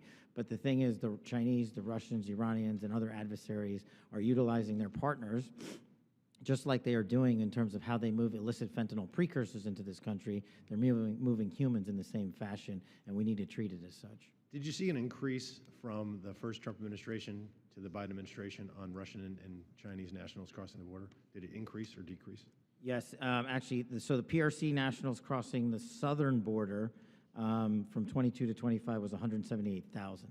And I don't have the number for the northern border, sir, but I'll get that to you. So, what we found was that there was actually a market increase, alarming, with the Chinese illegal migration increasing 527% all in, and Russian 2,400%. And if just 1/10 of 1%, some tiny fraction, 1/10 of 1% are actually asset sleeper agents loyal to Moscow or Beijing, they could wreak havoc and mayhem in a free and open society. It's very dangerous. And then those are the ones we know about. What about the ones that snuck across and we never found them? The unknown gotaways, if you will. So, Director Patel, there's also great concern about the increasing number of counterintelligence threats that are penetrating all levels and branches of government, both local, state, and federal. The number of elected and appointed officials willing to betray this country is becoming increasingly pervasive. Last year, we saw a former senior aide in the New York governor's office, Linda Sun, and her husband, Chris Hu, indicted on charges of money laundering and acting as foreign agents to the People's Republic of China. Ms. Sun used her position to block Taiwanese representatives from access to New York State officials, instead we're rolling out the red carpet for those PRC officials to have those meetings. I mean, that's some scary stuff. So when we have someone like Sue Terry, who also worked covertly spying on Korea while working simultaneously with various think tanks, and she had been national security official, and she'd worked for the CIA and the National Security Council. And because of her job, members of Congress and their staffs had access to these Korean intelligence officials, and she was paid with, thousands of dollars in luxury gifts. But Director Patel, I get that these investigations are ongoing and sensitive. But to the extent that you can, could you please briefly highlight the severity of these counterintelligence threats, including a rough estimate of the number of open counterintelligence cases that are pending? We have many, and I'll get you the exact number, sir, in closed session. But what it highlights is that the enemy is not relenting. They're actually doubling down and tripling down on their efforts, and there's no sector in government that they won't go to and try to infiltrate and penetrate access and turn people in this country against our own nation. So that is a national security threat of our time, as is the terrorism threat and as is the fentanyl threat. It needs to be treated as such equally, and at the FBI we're doing that. Thank you. And Director Patel, will you commit to providing this committee with classified briefing on the severity, the FBI processes and procedures, including defensive briefings related to counterintelligence threats involving elected and/or appointed officials? For defensive briefings, Congressman, I commit to you that the FBI will give you everything we have in our holdings. I can't comment on other people's. Thank you. And Mr. Chairman, I want to thank all the witnesses for being here, particularly Mr. John Ratcliffe, Congressional District 4 says hello. I yield back. Gentleman yields. I just got notice that the baseball shooting report discussed by Vice Chairman Kelly earlier today has been delivered to our SCIF, and I appreciate, Director Patel, your responsiveness to that issue. Thank you so much for your commitment and the appropriate transparency demonstrated in that. We appreciate that very much. Since each member has had an opportunity to question our witnesses, I will now close this portion of the hearing, and we'll reconvene in closed session at 2 p.m. in the HIPSI spaces. I ask the public and staff to please remain seated until our witnesses depart.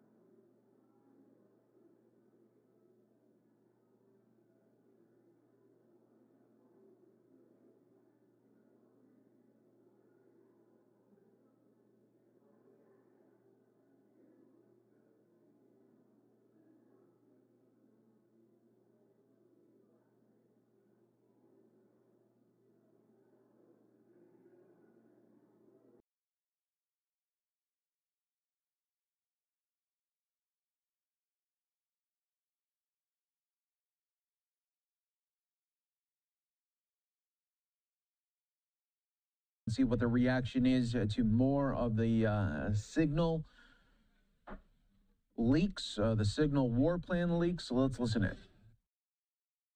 Mr. Johnson said the Social Security Administration needs more resources, not less resources. If you have a contractual obligation to give them their check that they paid into, then give it to them in a timely basis.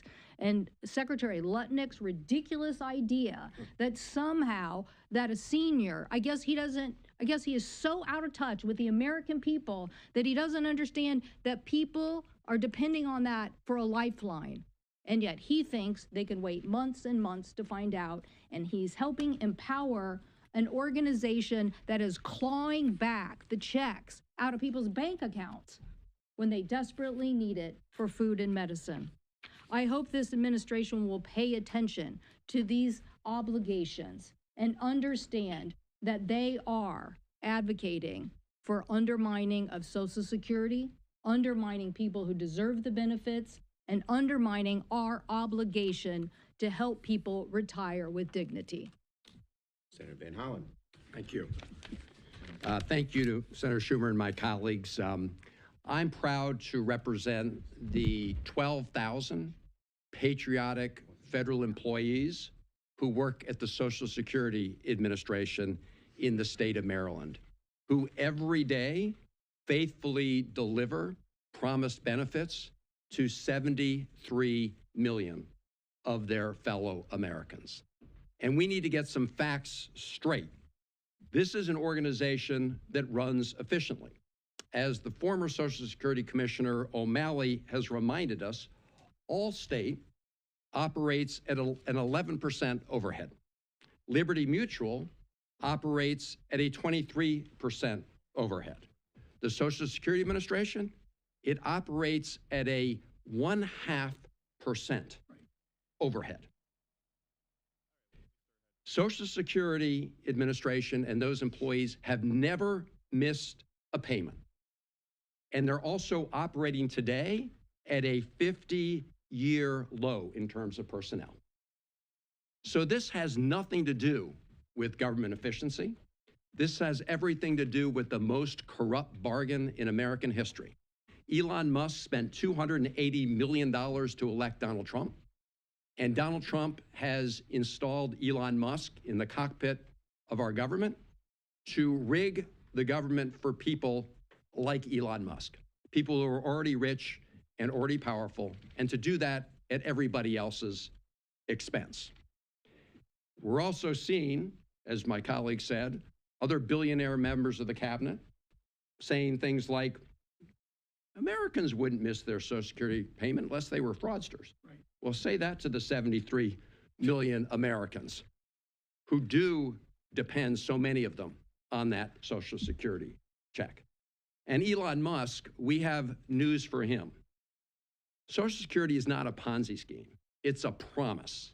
It's a promise the American people have made, and someone needs to remind the President of the United States about that. Because as Senator Schumer said, he came before a joint session of Congress and just lied and lied about it. So what are they up to? They are working to sabotage Social Security from the inside.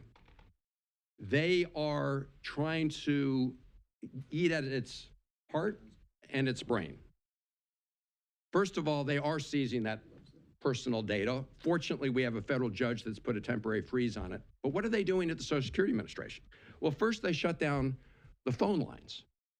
You know, I don't know what Elon Musk thinks. I know he's an AI whiz and a tech whiz, but there are a lot of Americans, millions of Americans, who depend on using the phone to connect with the Social Security Administration for questions. Well, they say they don't have to use the phones. They can go to the regional offices now. Well, they're closing the regional offices all over the country, 47 slated for closure by my count. Okay, so now you go to the regional offices. Well, who's going to be at the regional offices? Because they're talking about cutting 7,000 Social Security employees, 47% of the workforce. As I said, it's already at a 50-year low, the Social Security Administration workforce. So that's what they're doing. So why do you do this? You do it to undermine people's confidence and faith in Social Security so you can go right at taking down that very important promise.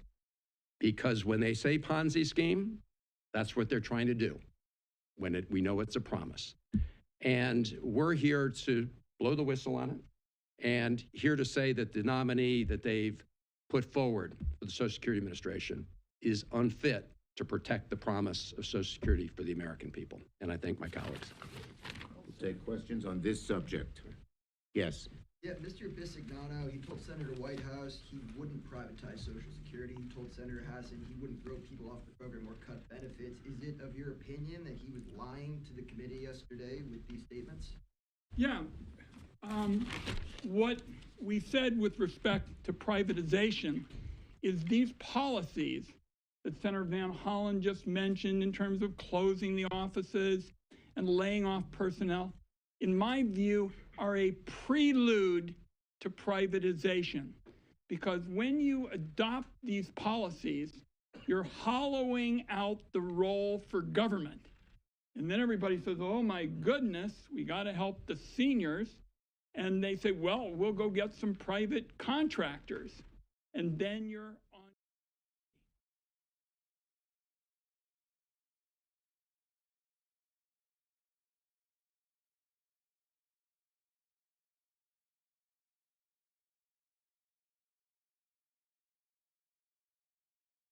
This subject. If Republicans do away with the Department of Education or district courts, but it's on the subject, if they do away with these things in the next funding bill, would you feel the same way that a shutdown is worse than the alternative?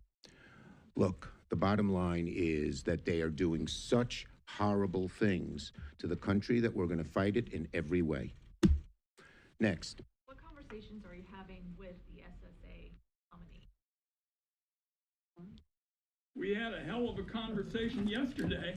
I'll tell you that.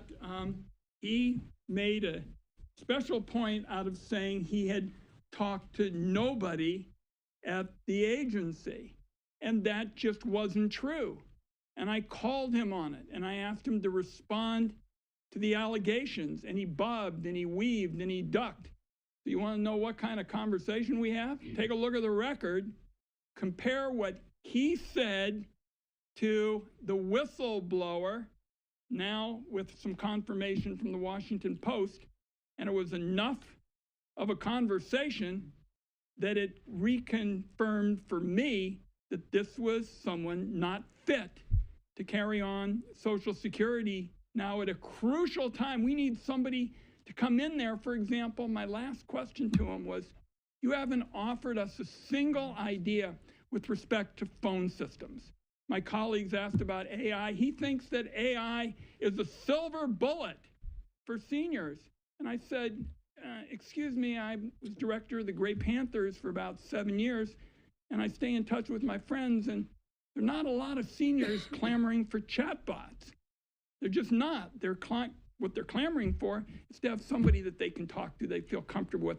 Didn't offer a single idea about it. Yesterday, he talked about AI. In my office, he talked about AI. It's clear he thinks that's a silver bullet, and it's consistent with what I think he's really up to, which is hollowing out government services and Social Security. Our last question is going to go to Eddie Markey. Eddie, what are your thoughts on Social Security? Edward J. Markey. Thank you. Thank you all for your great leadership on this issue. When Howard Lutnick says that if his 94-year-old mother-in-law did not receive her Social Security check, that she would just assume it was going to come next month. Well, 22 million Americans would go into poverty if they did not get their Social Security check. 22 million Americans would be in poverty. They wouldn't have the money to pay for their food, for their rent. 22 million people. Over the age of 85, 2/3 of those people are women who would not get a check that month and go into poverty. So one old guy, he said to me, you know, he said, people think because we're old, we're stupid. We're not stupid. We know the GOP stands for Get Old People. And we know that's what they're trying to do to Social Security and to Medicaid and to Medicare. Okay? So that's where we are, and we're going to fight. We're going to fight to protect that hard-earned benefit for every one of the 72 million Americans that depend upon it every single month. So thank you, Chuck. Thanks, everybody. Mr. Leader, one more on your letter about Signal, about the...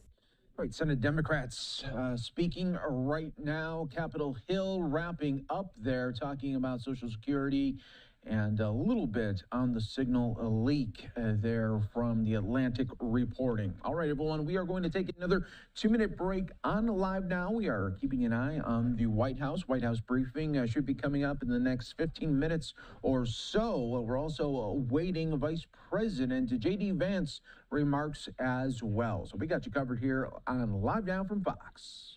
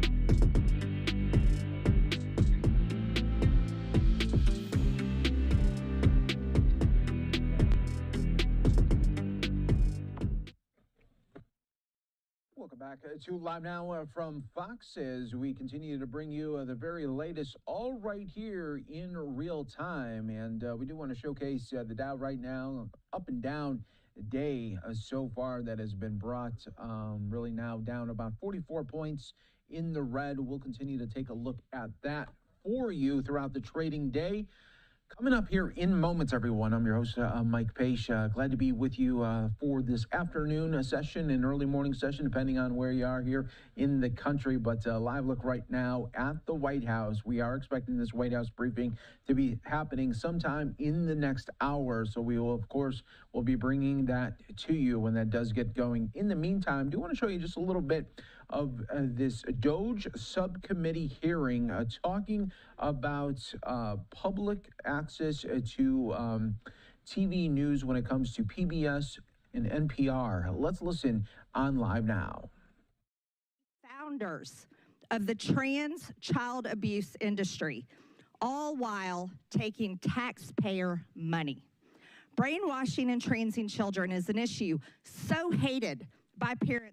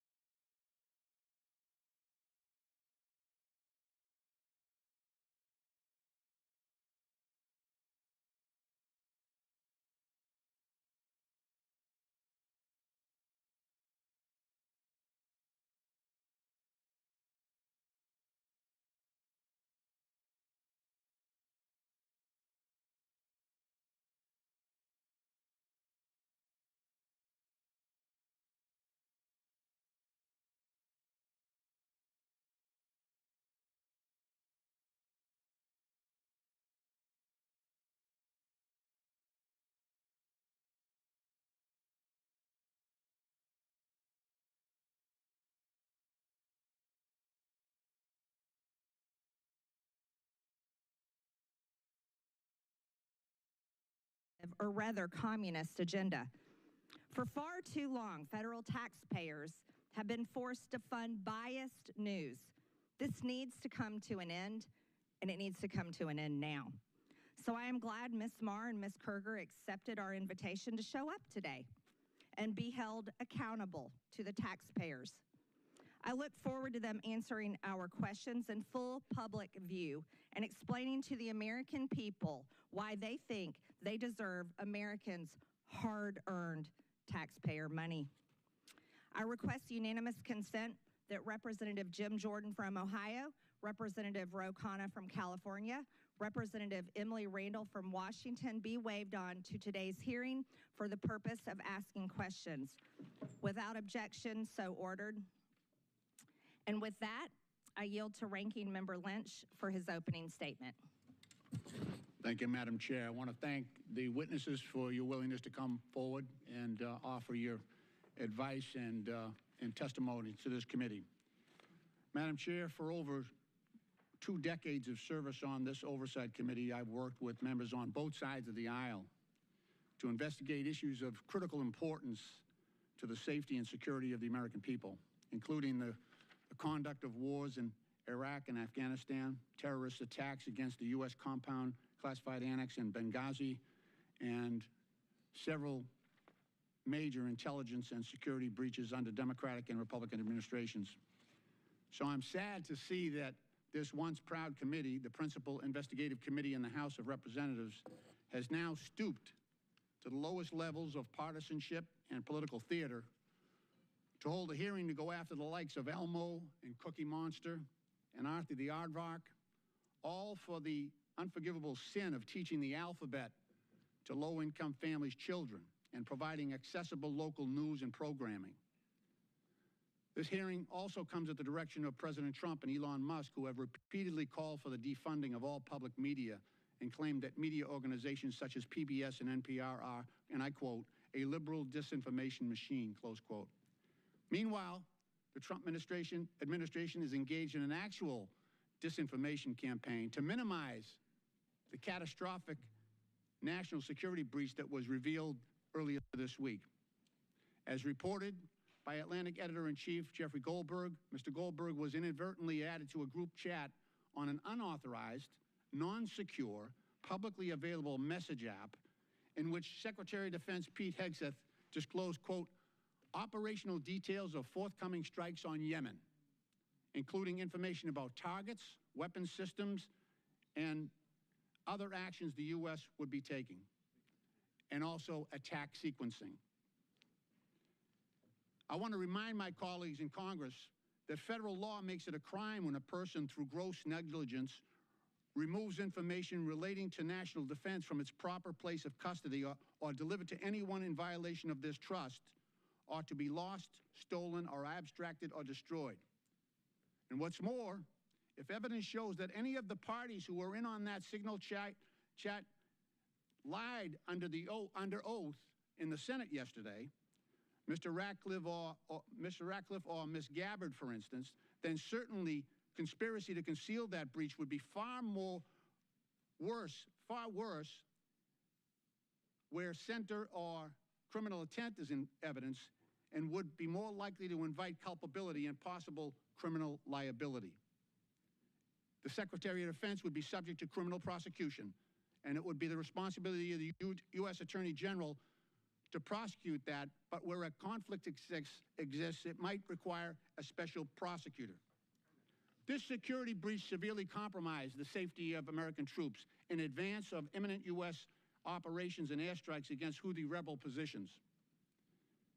It is well documented that the Houthi arsenal includes anti-aircraft capability, ballistic missiles, cruise missiles, rockets, and unmanned aerial attack drones. Mr. Goldberg, who was unwittingly elevated to the clearance level afforded to members of the Joint Chiefs of Staff, was also joined in the exposed group chat by Vice President J.D. Vance, Secretary of State Marco Rubio, and National Security Advisor Mike Waltz, and other senior members of President Trump's national security team. This committee should be questioning every single one of them as to why they were using an unapproved, unsecure messaging app to conduct sensitive classified discussions about military operations in which our sons and daughters in uniform are being sent into battle. One of the participants was actually sitting in Russia, using an unsecure app. And every member of this committee knows what that means. We've all been advised about which apps are secure and insecure and when it is appropriate to engage in non-critical discussions. As former chairman of our subcommittee on national security, I recall a time when just the potential for a security breach that could expose American troops and intelligence personnel to unnecessary danger would immediately trigger hearings and bring this committee to a lather on both sides. But you can bet we won't be touching this issue. Because today, the controlling House majority is afraid to do its job. It is afraid to hold Trump and Trump's administration accountable. They would rather post up against Big Bird than deal with that issue. In reference to public media, Elon Musk recently asked, should your tax dollars really be paying for an organization run by people who think the truth is a distraction? Well, I would say about the same about the current administration and its proliferation of disinformation, from claims that Ukraine started its own invasion, to Secretary Heged's assertion that no one was texting war plans. You can read the text today because yesterday in the hearing they said it wasn't classified information. So you can actually go on the New York Times website and read the text that was discussed in advance of our military operations in Yemen. Madam Chair, if shame was still a thing, this hearing would be shameful. And I yield back the balance of my time.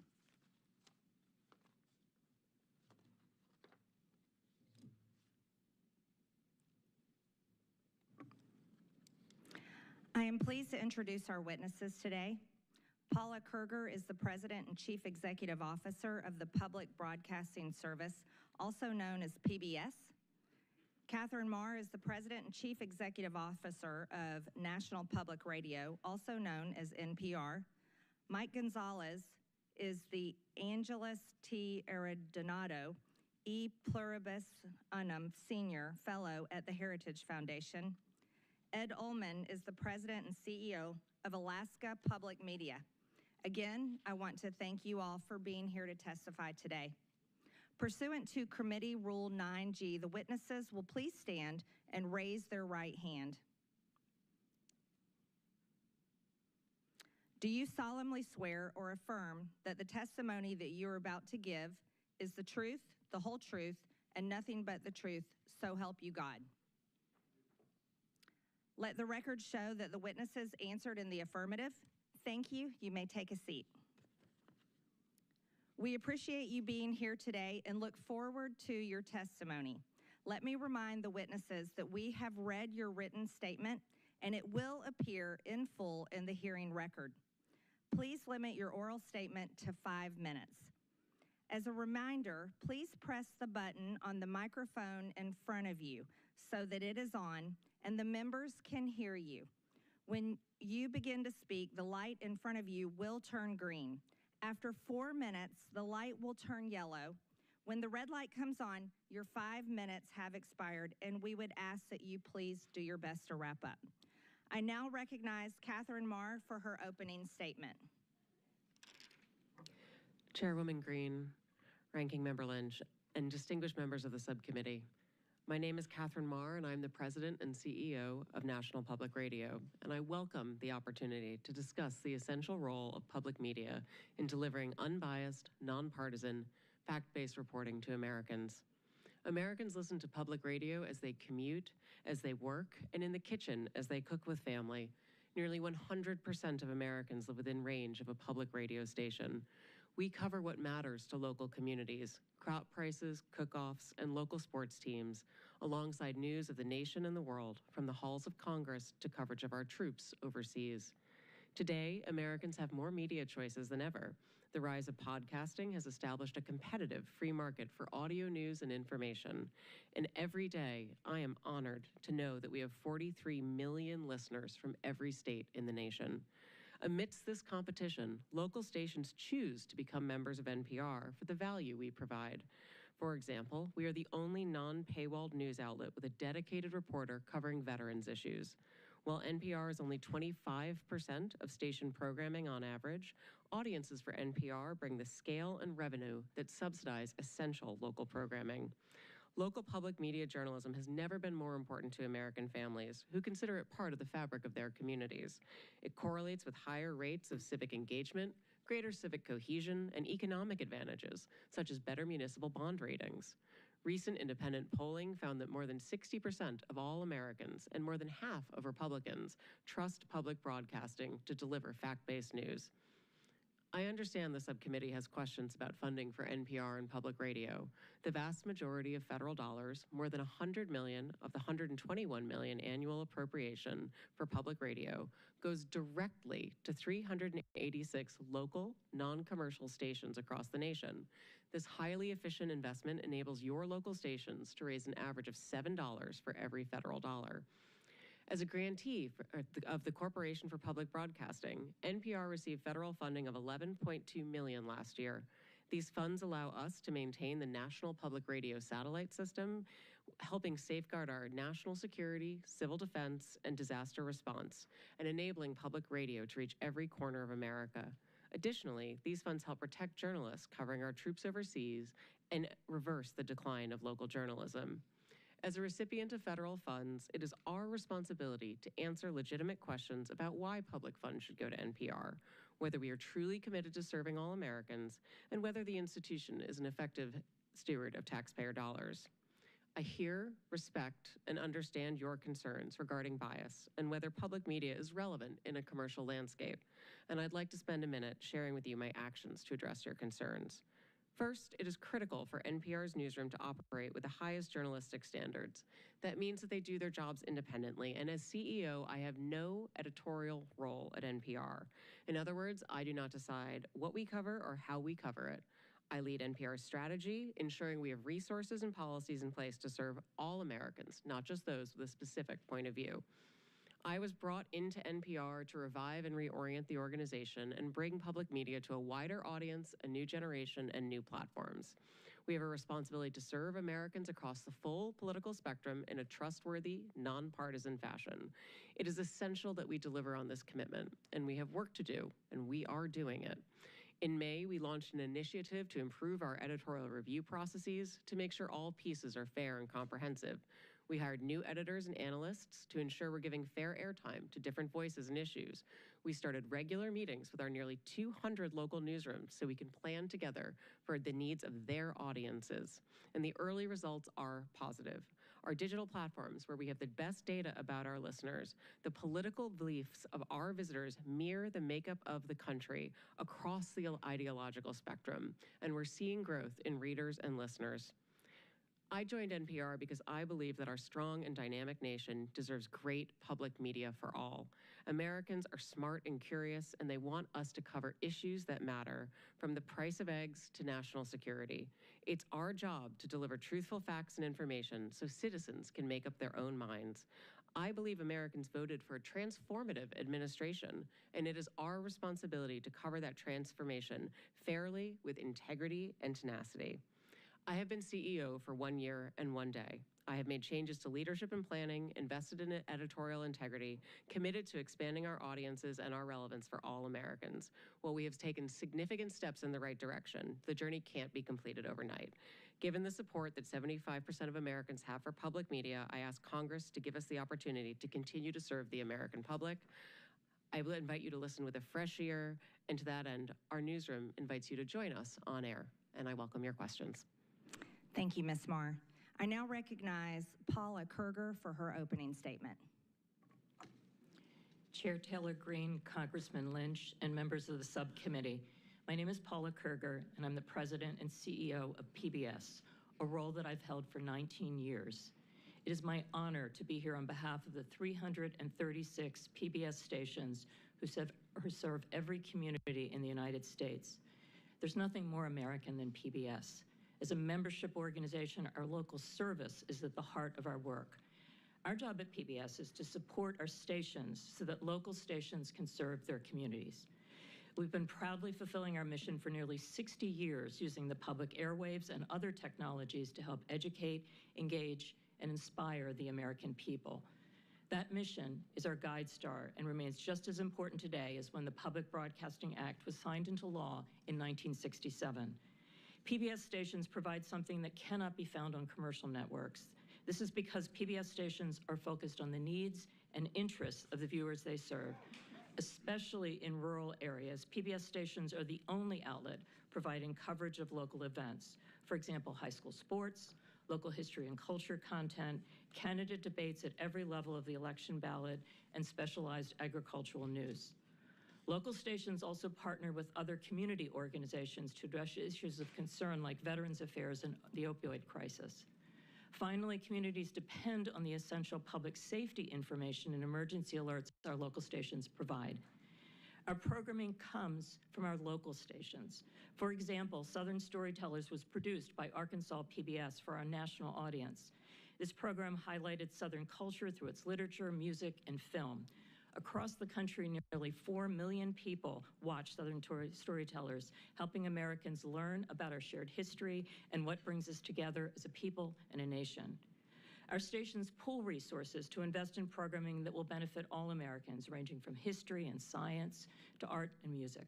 For example, Firing Line with Margaret Hoover creates a forum for people with a wide range of views to respectfully share ideas. While programs like Independent Lenses, Matter of Mind, My Alzheimer's explores the challenges facing many American families. And we celebrate what makes our country great. A Capitol Fourth and the National Memorial Day concert honor our nation's ideals, our service members, and our veterans. Looking ahead, we will mark our nation's 250th birthday with the landmark initiative headlined by a new major series from Ken Burns, The American Revolution. Our educational programming for children is one of the most important aspects of our service to the American people. I strongly believe that the programming we offer to prepare children for the future is the most essential work that we do. Today, more than half of all preschool-age children are not enrolled in pre-kindergarten programs. Our content has helped tens of millions of children prepare for success in school and in life with free programming that is available everywhere children are, on air, online, and in the classroom. Our educational programming is backed by scores of research studies showing that our programs like Daniel Tiger's Neighborhood and Super Y help kids develop essential skills like reading, math, and problem solving. We are proud that nearly 9 out of 10 families agree that PBS is the most trusted, safe, and educational media brand for children. Because our programming is free and universally available, we are able to reach more low-income families than any other media company. In fact, our viewers overall reflect the wide variety of communities we serve. Our audience mirrors the overall U.S. population with respect to education, income, and geography. Each month, over 160 million television and online viewers explore the world through our trusted content. And more than 3/4 of Americans feel that PBS stations provide excellent value to their communities. For over 2 decades, the American public. You are watching live now from Fox, everyone. We appreciate everyone continuing to join us. Let's go out live where we have Caroline Levitt just coming to the podium. Steel plant in Louisiana, which will create nearly 1,500 high-paying jobs. President Trump is truly turning America back into a manufacturing superpower. Yesterday, President Trump marked National Medal of Honor Day by meeting with 21 of our nation's bravest heroes and incredible patriots who have been awarded the highest military honor. Beautiful picture.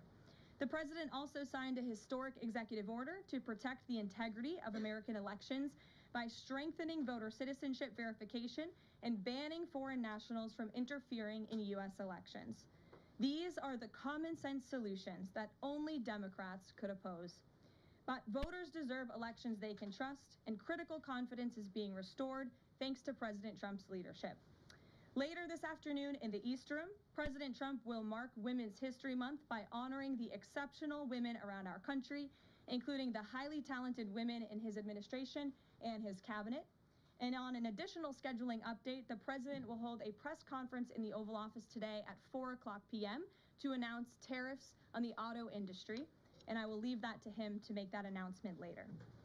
Unfortunately, all of this good is happening for our country. This administration is working hard on behalf of the American public every day, but the mainstream media continues to be focused on a sensationalized story from the failing Atlantic magazine that is falling apart by the hour. Here are the facts. The National Security Advisor has taken responsibility for this matter, and the National Security Council immediately said, alongside the White House counsel's office, that they are looking into how a reporter's number was inadvertently added to this messaging thread. We have said all along that no classified material was sent on this messaging thread. There were no locations, no sources or methods revealed, and there were certainly no war plans discussed. The Atlantic has even admitted this themselves. Their release of these internal messages validates the truth, which we have been saying all along. If this story proves anything, it proves that Democrats and their propagandists in the mainstream media know how to fabricate, orchestrate, and disseminate a misinformation campaign quite well. And there's arguably no one in the media who loves manufacturing and pushing hoaxes more than Jeffrey Goldberg. Goldberg is an anti-Trump hater. He is a registered Democrat. Goldberg's wife is also a registered Democrat and a big Democrat donor who used to work under who? Hillary Clinton. This is the same Jeffrey Goldberg who infamously lied about weapons of mass destruction to get us into the Iraq War, which cost trillions of dollars and thousands of American soldiers. And how else has Goldberg discredited himself? By absurdly claiming that President Trump was Vladimir Putin during the 2016 campaign, by peddling the Russia hoax that tried to hijack President Trump's first term, by inventing the suckers and losers hoax to help Joe Biden in the 2020 election, by peddling a hoax about President Trump involving Gold Star families to help Kamala Harris in the 2024 election, which our campaign at the time vigorously denied. Jeffrey Goldberg didn't care. There's more, but we don't have all day, and we can now add this Signal hoax to this very long list. The real story here is the overwhelming success of President Trump's decisive military action against Houthi terrorists. On March 15th, President Trump ordered a series of military operations against the terrorist Houthis to defend U.S. shipping assets in the Red Sea, restore freedom of navigation for international shipping, and defend the United States from enemy threats. United States forces successfully struck dozens of targets across Houthi-controlled territory. And as a result of these actions, several Houthi leaders were killed, including the Houthi drone chief, his deputy, and several of their drone experts and other key leaders. We also destroyed command and controlled facilities, weapons manufacturing facilities, and advanced weapons storage locations. And it's important to remember why this powerful action took place in the first place. Because of Joe Biden's incompetence and pathetic weakness on the world stage for years, the Houthi terrorists grew emboldened. Immediately after taking office in 2021, Joe Biden removed the Iran-backed Houthis from the foreign terrorist organization and specifically designated global terrorist list. Did anybody in this room ask the Biden administration at the time why they made such a stupid mistake? This reckless action undid the designation put in place by President Trump during his first term, and what followed was predictable and devastating. The Houthis targeted U.S. military ships and aircraft, hit commercial ships, including U.S.-flagged vessels, threatened our personnel overseas, and attacked our allies in the region. This resulted in more than a year of U.S.-flagged commercial ships being prevented from safely sailing through the Suez Canal, the Red Sea, and the Gulf of Aden. This had a massive negative impact on global trade of the economic security of the United States. Joe Biden was the commander-in-chief, and he sat on his hands while the United States of America was bullied and embarrassed by terrorists. President Trump and his team are putting a stop to these threats and restoring American strength around the world. The Trump peace through strength approach means no terrorist force will stop American commercial and naval vessels from freely sailing the waterways of the world. But unfortunately, this is not what the Democrats and the media want to talk about. They are focused on a coordinated campaign to try and sow chaos in this White House. And this has been the most successful first 2 months of any administration ever, which is exactly why they are doing this. We are not going to bend in the face of this insincere outrage. And here's just one example of how bad faith the Democrats' criticisms are. Democrat Senator Mark Warner is hysterical over the use of Signal, which is an approved decrypted app, and the killing of Houthi terrorists. But Senator Warner himself used Signal to work with a lobbyist for a Russian oligarch to connect with the disgraced Steele dossier author who started the Russia hoax, which Jeffrey Goldberg later reported on. How ironic. We're not going to lose focus of the bottom line, which is that Joe Biden's weakness enabled and emboldened Houthi terrorists, and President Trump's strength and resolve eliminated those terrorists. Here in our new media seat today, we have Lindsay Keith. She is the managing editor for Merit TV and serves as their White House correspondent. Merit TV launched 1 year ago and creates and distributes content across diverse platforms. We're glad to have you with us, Lindsay. Please kick us off. Thank you, Caroline. I appreciate it and this opportunity for Merit TV. Two questions, if I may. One on Signal, one on the economy. Sure. On Signal, how comfortable is the president with what was shared so far now that the chain has been released? The president's view on all of this remains the same today as it did yesterday.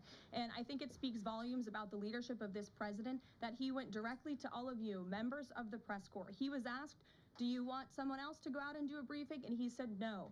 I will tackle this story. I will discuss it. The people need to hear from me about the situation. And so his thoughts on this remained the same today. He has placed great trust in his national security team. And as for the usage of Signal, as the president said yesterday, as the CIA director has testified under oath, this is an approved app. It's an encrypted app. The Department of Defense, the Department of State, the CIA has it loaded onto government phones because it is the most secure and efficient way to communicate. As for, again, the original situation in this messaging thread, the National Security Council, the White House counsel's office continues to look in to how this mistake, which the National Security Advisor has owned, occurred, and the president has ensured they are doing that. On the economy, consumer confidence hit a 4-year low this month. Can you help explain to the American people how tariffs will help them in the long run? Yeah, absolutely, and I'm grateful for the question. The American public will hear later this afternoon from the president directly on the topic of tariffs. And as you all know, April 2nd day, President Trump has proudly dubbed it Liberation Day for our country. What he means by that is it will be a day where the United States of America will no longer be ripped off by nations around this world. It will be a day where Americans finally see free and fair trade practices restored.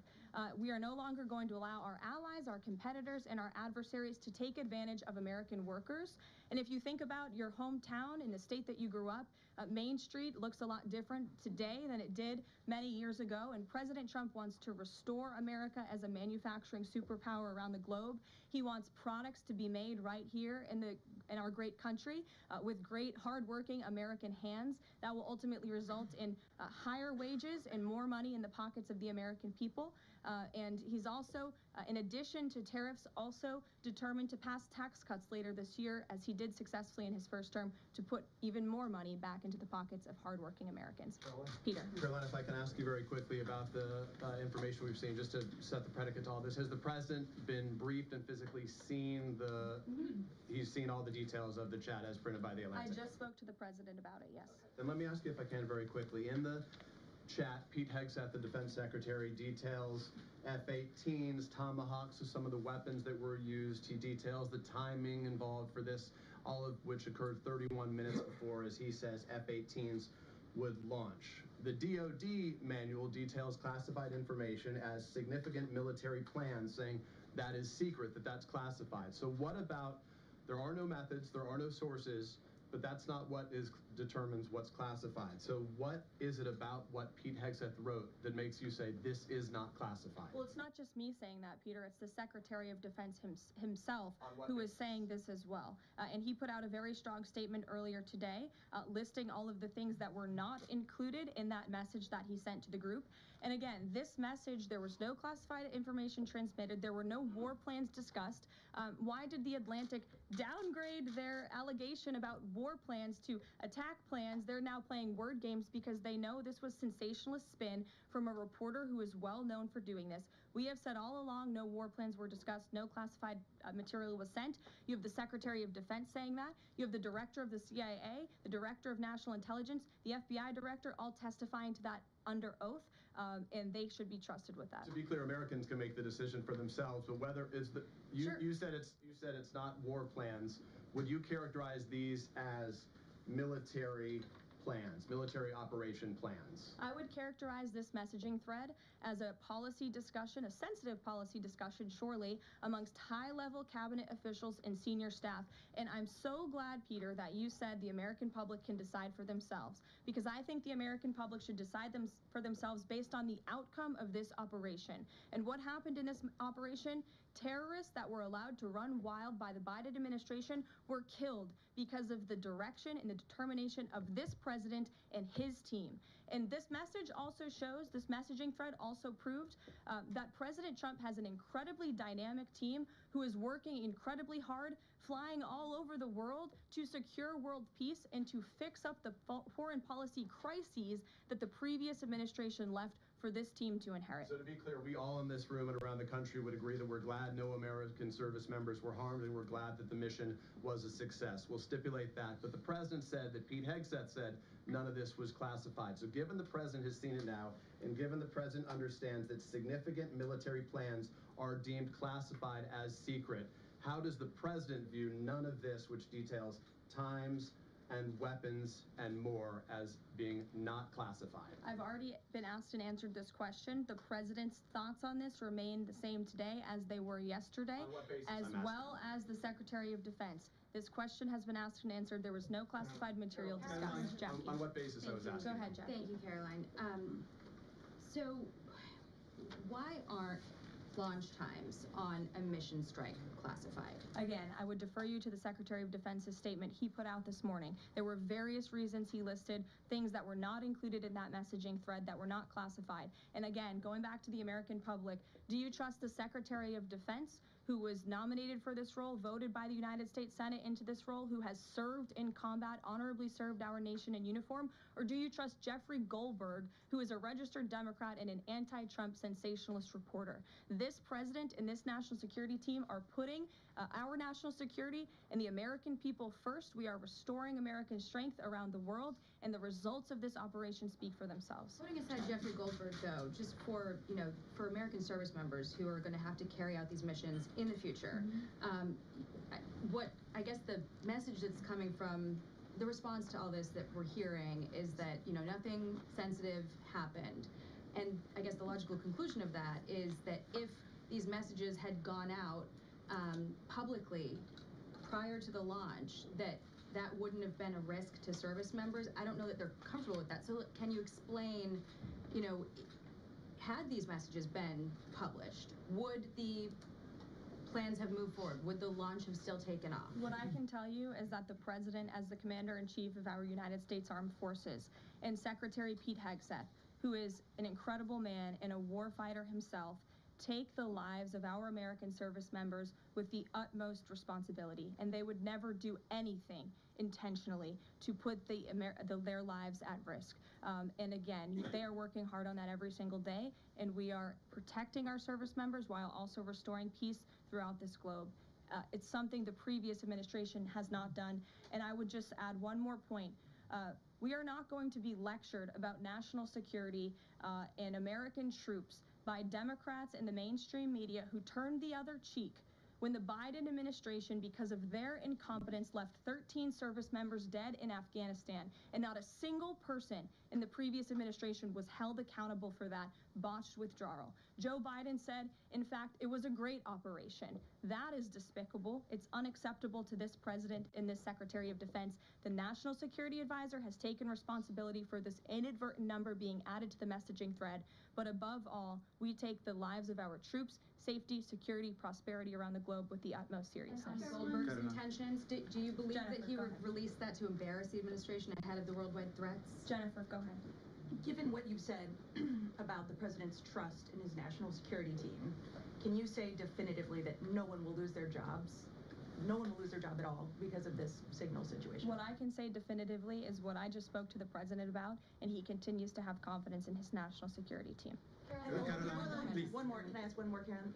On the targets in Yemen on March 15th, can you say were 100% of the targets that were planned for March 15th, were they all destroyed? Because that would be an indication if some of them were moved or they were not all hit, that maybe perhaps some of the enemies were able to get some of the information in that signals. What I can say about the operation is what the Department of Defense has put out there. I would refer to them for any further operational details. But there have been more than 100 strikes conducted against Houthi targets, and they have hit key Houthi leaders, air defense systems, command and control nodes, headquarters, weapons manufacturing and storage facilities, and these operations will continue until the freedom of navigation in our seas is restored and U.S. shipping can safely transmit without the fear of attack. And again, we believe that this has been a very successful operation thus far, and it will continue until this administration feels it no longer has to, and these terrorists have been taken out, which again is something previous administration should have done, but they didn't, and now we've inherited this crisis. Stephen. Thank you, Caroline. I'd like to clarify something about the investigation and also ask about some conservative commentary. On the investigation, Mike Waltz said last night that he had spoken to Elon Musk about figuring out how Jeffrey Goldberg's number got in his phone. You mentioned the NSC and the White House counsel's office investigating. Can you just clarify who is investigating, who's leading that, and also Dave Portnoy, who endorsed President Trump, said today that he thinks that Mike Waltz should leave. Could you respond to that? Sure. Great respect for Dave Portnoy, but I just answered that previous question from Jennifer. As for your original question about who's looking into the messaging thread, the National Security Council, the White House counsel's office, and also, yes, Elon Musk's team. Elon Musk has offered to put his technical experts on this to figure out how this number was inadvertently added to the chat. Again, to take responsibility and ensure this can never happen again. I have two questions. One on a follow-up on something you just said, but since we have these messages released and you said that the president has now personally reviewed them, at the chat at one point Pete Hegseth wrote 1415 strike drones on target, and in all caps he said, "This is when the first bombs will definitely drop." Does the president feel that he was misled by his national security advisors, whoever it was that told him there was no classified information in there, now that he's seen these messages? I've now been asked and answered this question 3 times by the both of you, and I've given you my answer. The president feels the same today as he did yesterday. Okay. Philip. And on my follow-up on what you had just said. Go ahead, Philip. Caitlin, I'm not taking your follow-up. I have a follow-up on something you just said, though, Caroline. That's Caitlin, regarding I'm not Jeffrey taking Goldberg. your follow-up. Philip, go ahead. I have called on you. The Vice President seemed to express some frustration that Europe wasn't doing more to police waterways in their backyard, noting in that signal thread that 40% of European trade goes through the Suez Canal. Does the President share that opinion and frustration? And then going forward, should the Europeans be responsible for policing that waterway? Well, the president was asked this question yesterday by the pool in the cabinet room, and he answered this question. He said yes, he believes that Europe has been, as the vice president put it, freeloading on the backs of American taxpayers and off the backs of the United States of America, and he wants to ensure that Europe pays their fair share. He's always been very honest and upfront about that, and I think the vice president shares those concerns with him as well. And then one more. Sure. You know, enlisted soldiers, sailors, and Marines would face consequences if they shared this type of information inadvertently with a reporter. Can you tell us more why the president is so willing to give Mike Waltz a mulligan here? Again, I have now been asked and answered the same question using different language multiple times. If anybody has another question, there's a lot of different things going on in the world. We have tariffs possibly being implemented later today. The president is going to talk about that at 4 o'clock this afternoon. Sure, go ahead. Okay, thank you for taking my question. I wanted to first and foremost thank the administration for the election integrity executive order, because so many journalists for 4 years were banned from talking about this very subject. So thank you to the administration for that. My question is, yesterday President Trump, when signing the order, said that there is more to come when it comes to election integrity. Would that include same-day voting and hand-counted paper ballots? And why are Democrats so against election integrity measures like obviously proof of citizenship when it comes to voting in a United States election? election? Well, it's a very good question. You'll have to ask the Democrats why they're against so many common sense things, not just mandating voter ID. Why are they against men and women's sports? Why are they against deporting foreign terrorists from American soil who have been designated a foreign terrorist organization? I'm referring to Tren de Aragua. As for the election integrity executive order that the president signed yesterday, this is in an effort to restore trust in American elections. There were more than 10 steps taken, 10 executive actions taken throughout this one order. It directs the department, or the attorney general rather, in Homeland Security to prevent non-citizens from any involvement in administering elections. There's also another host of actions. We can provide the fact sheet for you, but it's a very strong election integrity executive order, and the president would also like to see Congress do something about this very important issue. Sure, go ahead. Caroline, the Republicans and Democrats alike have been expressing some concern about the frequency with which senior Trump officials have been using the Signal app. Has there been discussion, or will there be a review about how often they use Signal, and if you could explain to us how they might be considering other applications to get away from something like this happening again? Sure. Well, again, first of all, Signal has been an approved app for government use. It's an encrypted app, and as I said, it's the most safe and efficient way of communicating, especially when people can't be in a skiff or inside a room physically together. I think, as the president said yesterday, he wishes that everybody could be in the room, and it's our goal to ensure that everybody can be. But again, no classified information was discussed in this chat, and any time classified information is discussed amongst high-level officials across this administration, secure lines of communication are used, including, by the way, our special envoy, Steve Witkoff, who I understand the Wall Street Journal erroneously reported that he was on this Signal chat on a personal device while in Moscow. That is absolutely false. Steve Witkoff did not have his personal device, nor did he have his government device with him. He was given a classified, protected server by the United States government, and he was very careful about his communications when he was in Russia. So rest assured, to the American public, this administration is taking every precaution when it comes to protecting our national security. And that's why the American people reelected this president, because they know that our national security is in good hands with the President of the United States. Speaking of the Vice President, I understand he's going to be speaking any moment now. I would hate to counter-program the Vice President of the United States. You'll also hear from the President at 3 o'clock. He will be honoring Women's History at the Women's History Month celebration. We have a lot of great women across our cabinet who will be in attendance, so we'll see you all there. And then you'll also hear from the President again at 4 o'clock when he talks about tariffs. So plenty of time for more questions. Sorry it's a bit shorter today, guys. We'll see you later. All right, a lot to uncover there in the big White House briefing, the first one since this big Atlantic article came out, and we are going to be showcasing President Trump 2 times today. So we knew about this event that he was going to do for Women's Month. That is coming up at 3 p.m. Eastern, but it was just announced moments ago that we will hear from President Trump in a news conference setting at 4 p.m. Eastern, talking about new tariffs possibly in the auto industry. Take a look at how the market is reacting to that new tariff news. We are down now 212 points in the red. That is a market swing of about 350 points on the Dow here today. So we are going to be keeping an eye on that for you. And also, it should be noted that President Trump will be talking after the market close. I think that's important to talk about there.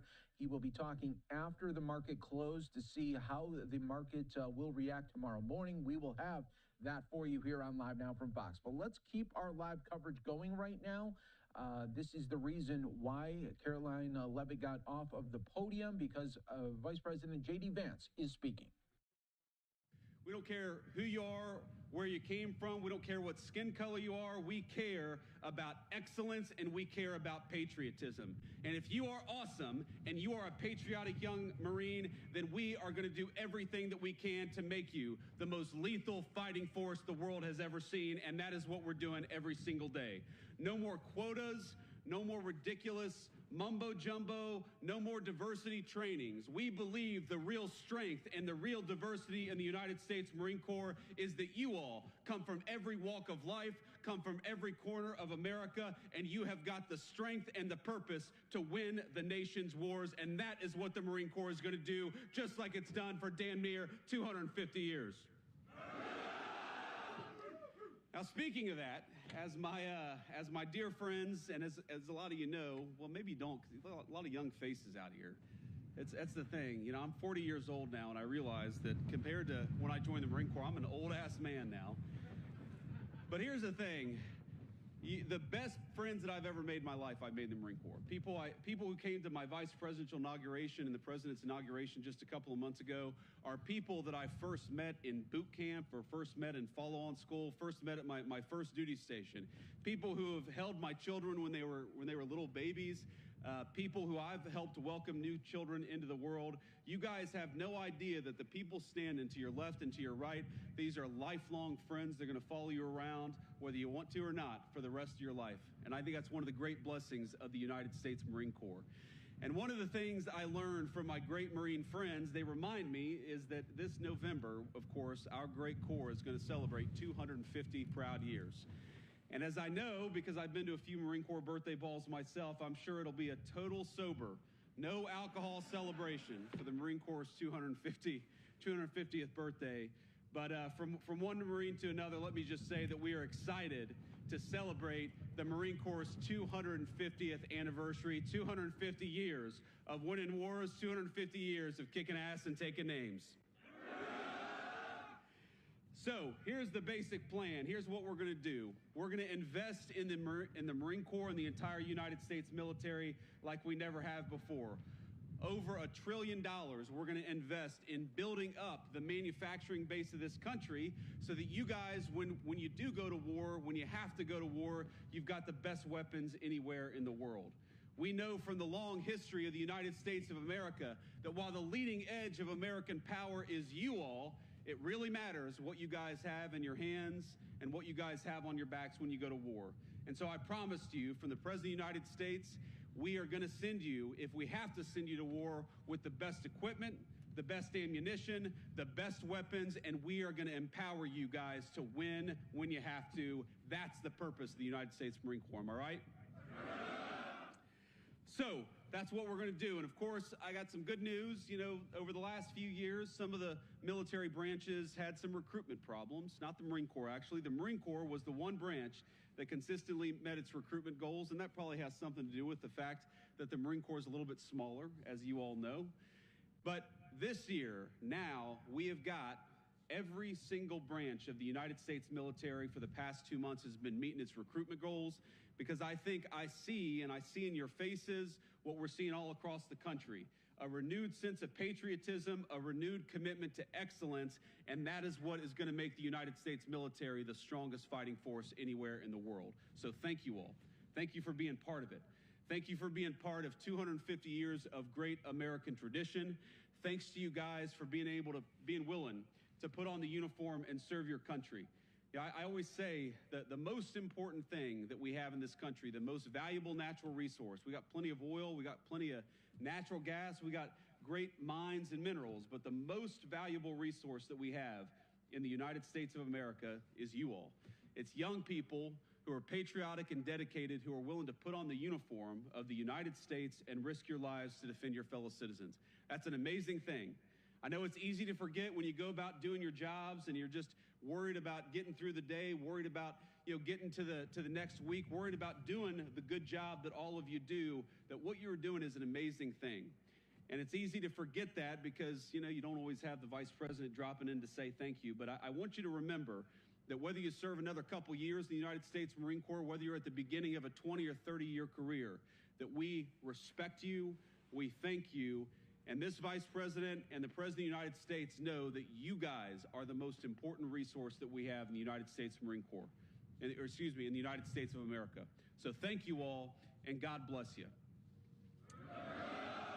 And the final thing I want to say here is I was actually, and I know I was late. It's funny.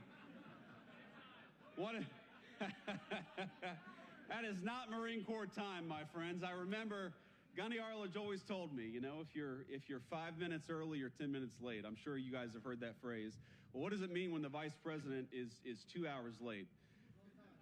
I guess I'm on time, because who the hell's going to get me in trouble, right? But here's the thing, my friends, is I left, the reason I was a little bit late is because I was in the Oval Office talking to the president, and I stood up and I said, sir, I know we're in the middle of something, but the Marines at Quantico are waiting on me. And he said, oh, I didn't realize that. You got to get out of here. You got to get out there. And I said, do you have a message you want me to deliver? And the President of the United States said he wanted me to tell you two things. First of all, that he loves you. And second of all, that he's proud of you. So let me echo the president. Let me echo a grateful nation. You guys just keep on doing what you're doing. We love you. We're proud of you. And we're going to support you every single step of the way. God bless you, Marines. Semper Fidelis. Vice President J.D. Vance talking to his fellow Marines in Virginia, and also acknowledging that, quote, the administration is going through something when it comes to this Atlantic piece on the signal warp plans leak. So again, we'll be following the very latest here for you on Live Now from Fox. We are going to hear from President Trump 2 times today.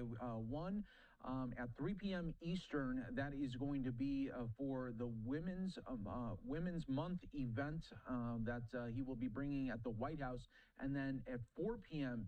Eastern, he will be talking about tariffs, and that will be a news conference setting. So we'll have all of that for you coming up here on Live Now from Fox. We'll slide away for a 2-minute break. We'll be back with much more.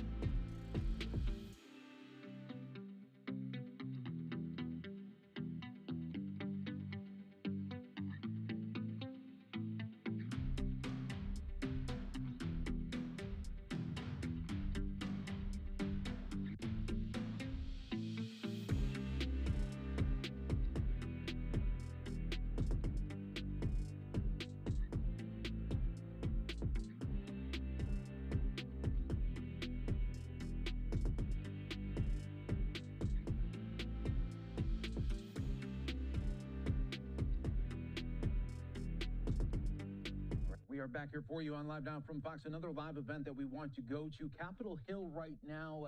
This is the Aviation Safety Caucus speaking on aviation safety legislation. Let's listen in on Live Now. Fair shouldn't allow you to avoid the safety and security that is necessary for any flight. I think that this is something that certainly deserves a vote. We'll be fighting hard to move it on the floor and get a Senate companion so that we can make this law. Because there needs to be one standard. Just like, as I talked about in my remarks, we need to have one standard for pilots, whether you were a regional carrier or a big national carrier. One standard to keep everyone safe. And we're taking everybody's life into the hands of the professionals in the cockpit. But the idea that we can have a loophole like this, our adversaries that seek to do our country harm look for vulnerabilities across the system each and every day. And this one is glaring. And for a very cheap fare, they can end up avoiding all of the standards that we've put in place, and it's all for naught if someone can weaponize an aircraft against a building or any other target. So the time for this is now, and I'll be fighting hard to get my colleagues on board. We're very impressed with the bipartisan array of co-sponsors we've been able to achieve, and it's in large part because of the great work of the people assembled behind me who are working tirelessly on this legislation and truly creating a grassroots effort to bring this. It's, you know, these scheduled charters don't fly out of every city. They don't fly out of my district, but they fly out of a lot of our metropolitan areas, the bigger ones in the country. And we really need to plug this hole in order to maintain the peace of mind for the flying public. Yes? To that point, like, how many of these flights are there on a regular basis, and how many of these charter companies are there? And if I can ask more broadly for the aviation caucus, we obviously just saw some very high-profile events. Is there more legislation that you can preview that we should expect to see? Well, I don't think we're at a legislative fix at this point. I had a very great conversation this week with Secretary Duffy, actually during the recess week, to discuss the findings of the NTSB and the FAA actions on that. And I do think this was a very preventable tragedy. It wasn't due to the efforts of the pilot or the airline that tragedy happened. It was because of traffic around DCA. I think that has now come to a close, and we're not going to see that anytime soon. And it's something that Secretary Duffy's very serious about. It obviously happened on the first day, the day he was sworn in as cabinet secretary, and we can never allow that to happen again here in Washington, D.C. And it just, the real tragedy here, you know, we had about a 14-year window with no aviation disasters in the United States of America, and from this tragedy, we have to be vigilant and see that there's no interference with our flight paths in and out of DCA or any airport for that matter. And the fact that that was going on for years and we hadn't had a tragedy is probably a miracle. But the loss of life is immense. You know, those families will never be made whole. And we have to ensure that that never happens again. I'm not sure it requires any sort of legislative fix, though, because the airline was doing what it needed to do. The pilots made no errors. It was the unfortunate decision to allow that helicopter traffic into that same airspace on approach to the runways. In terms of the charter flights, I mean, Captain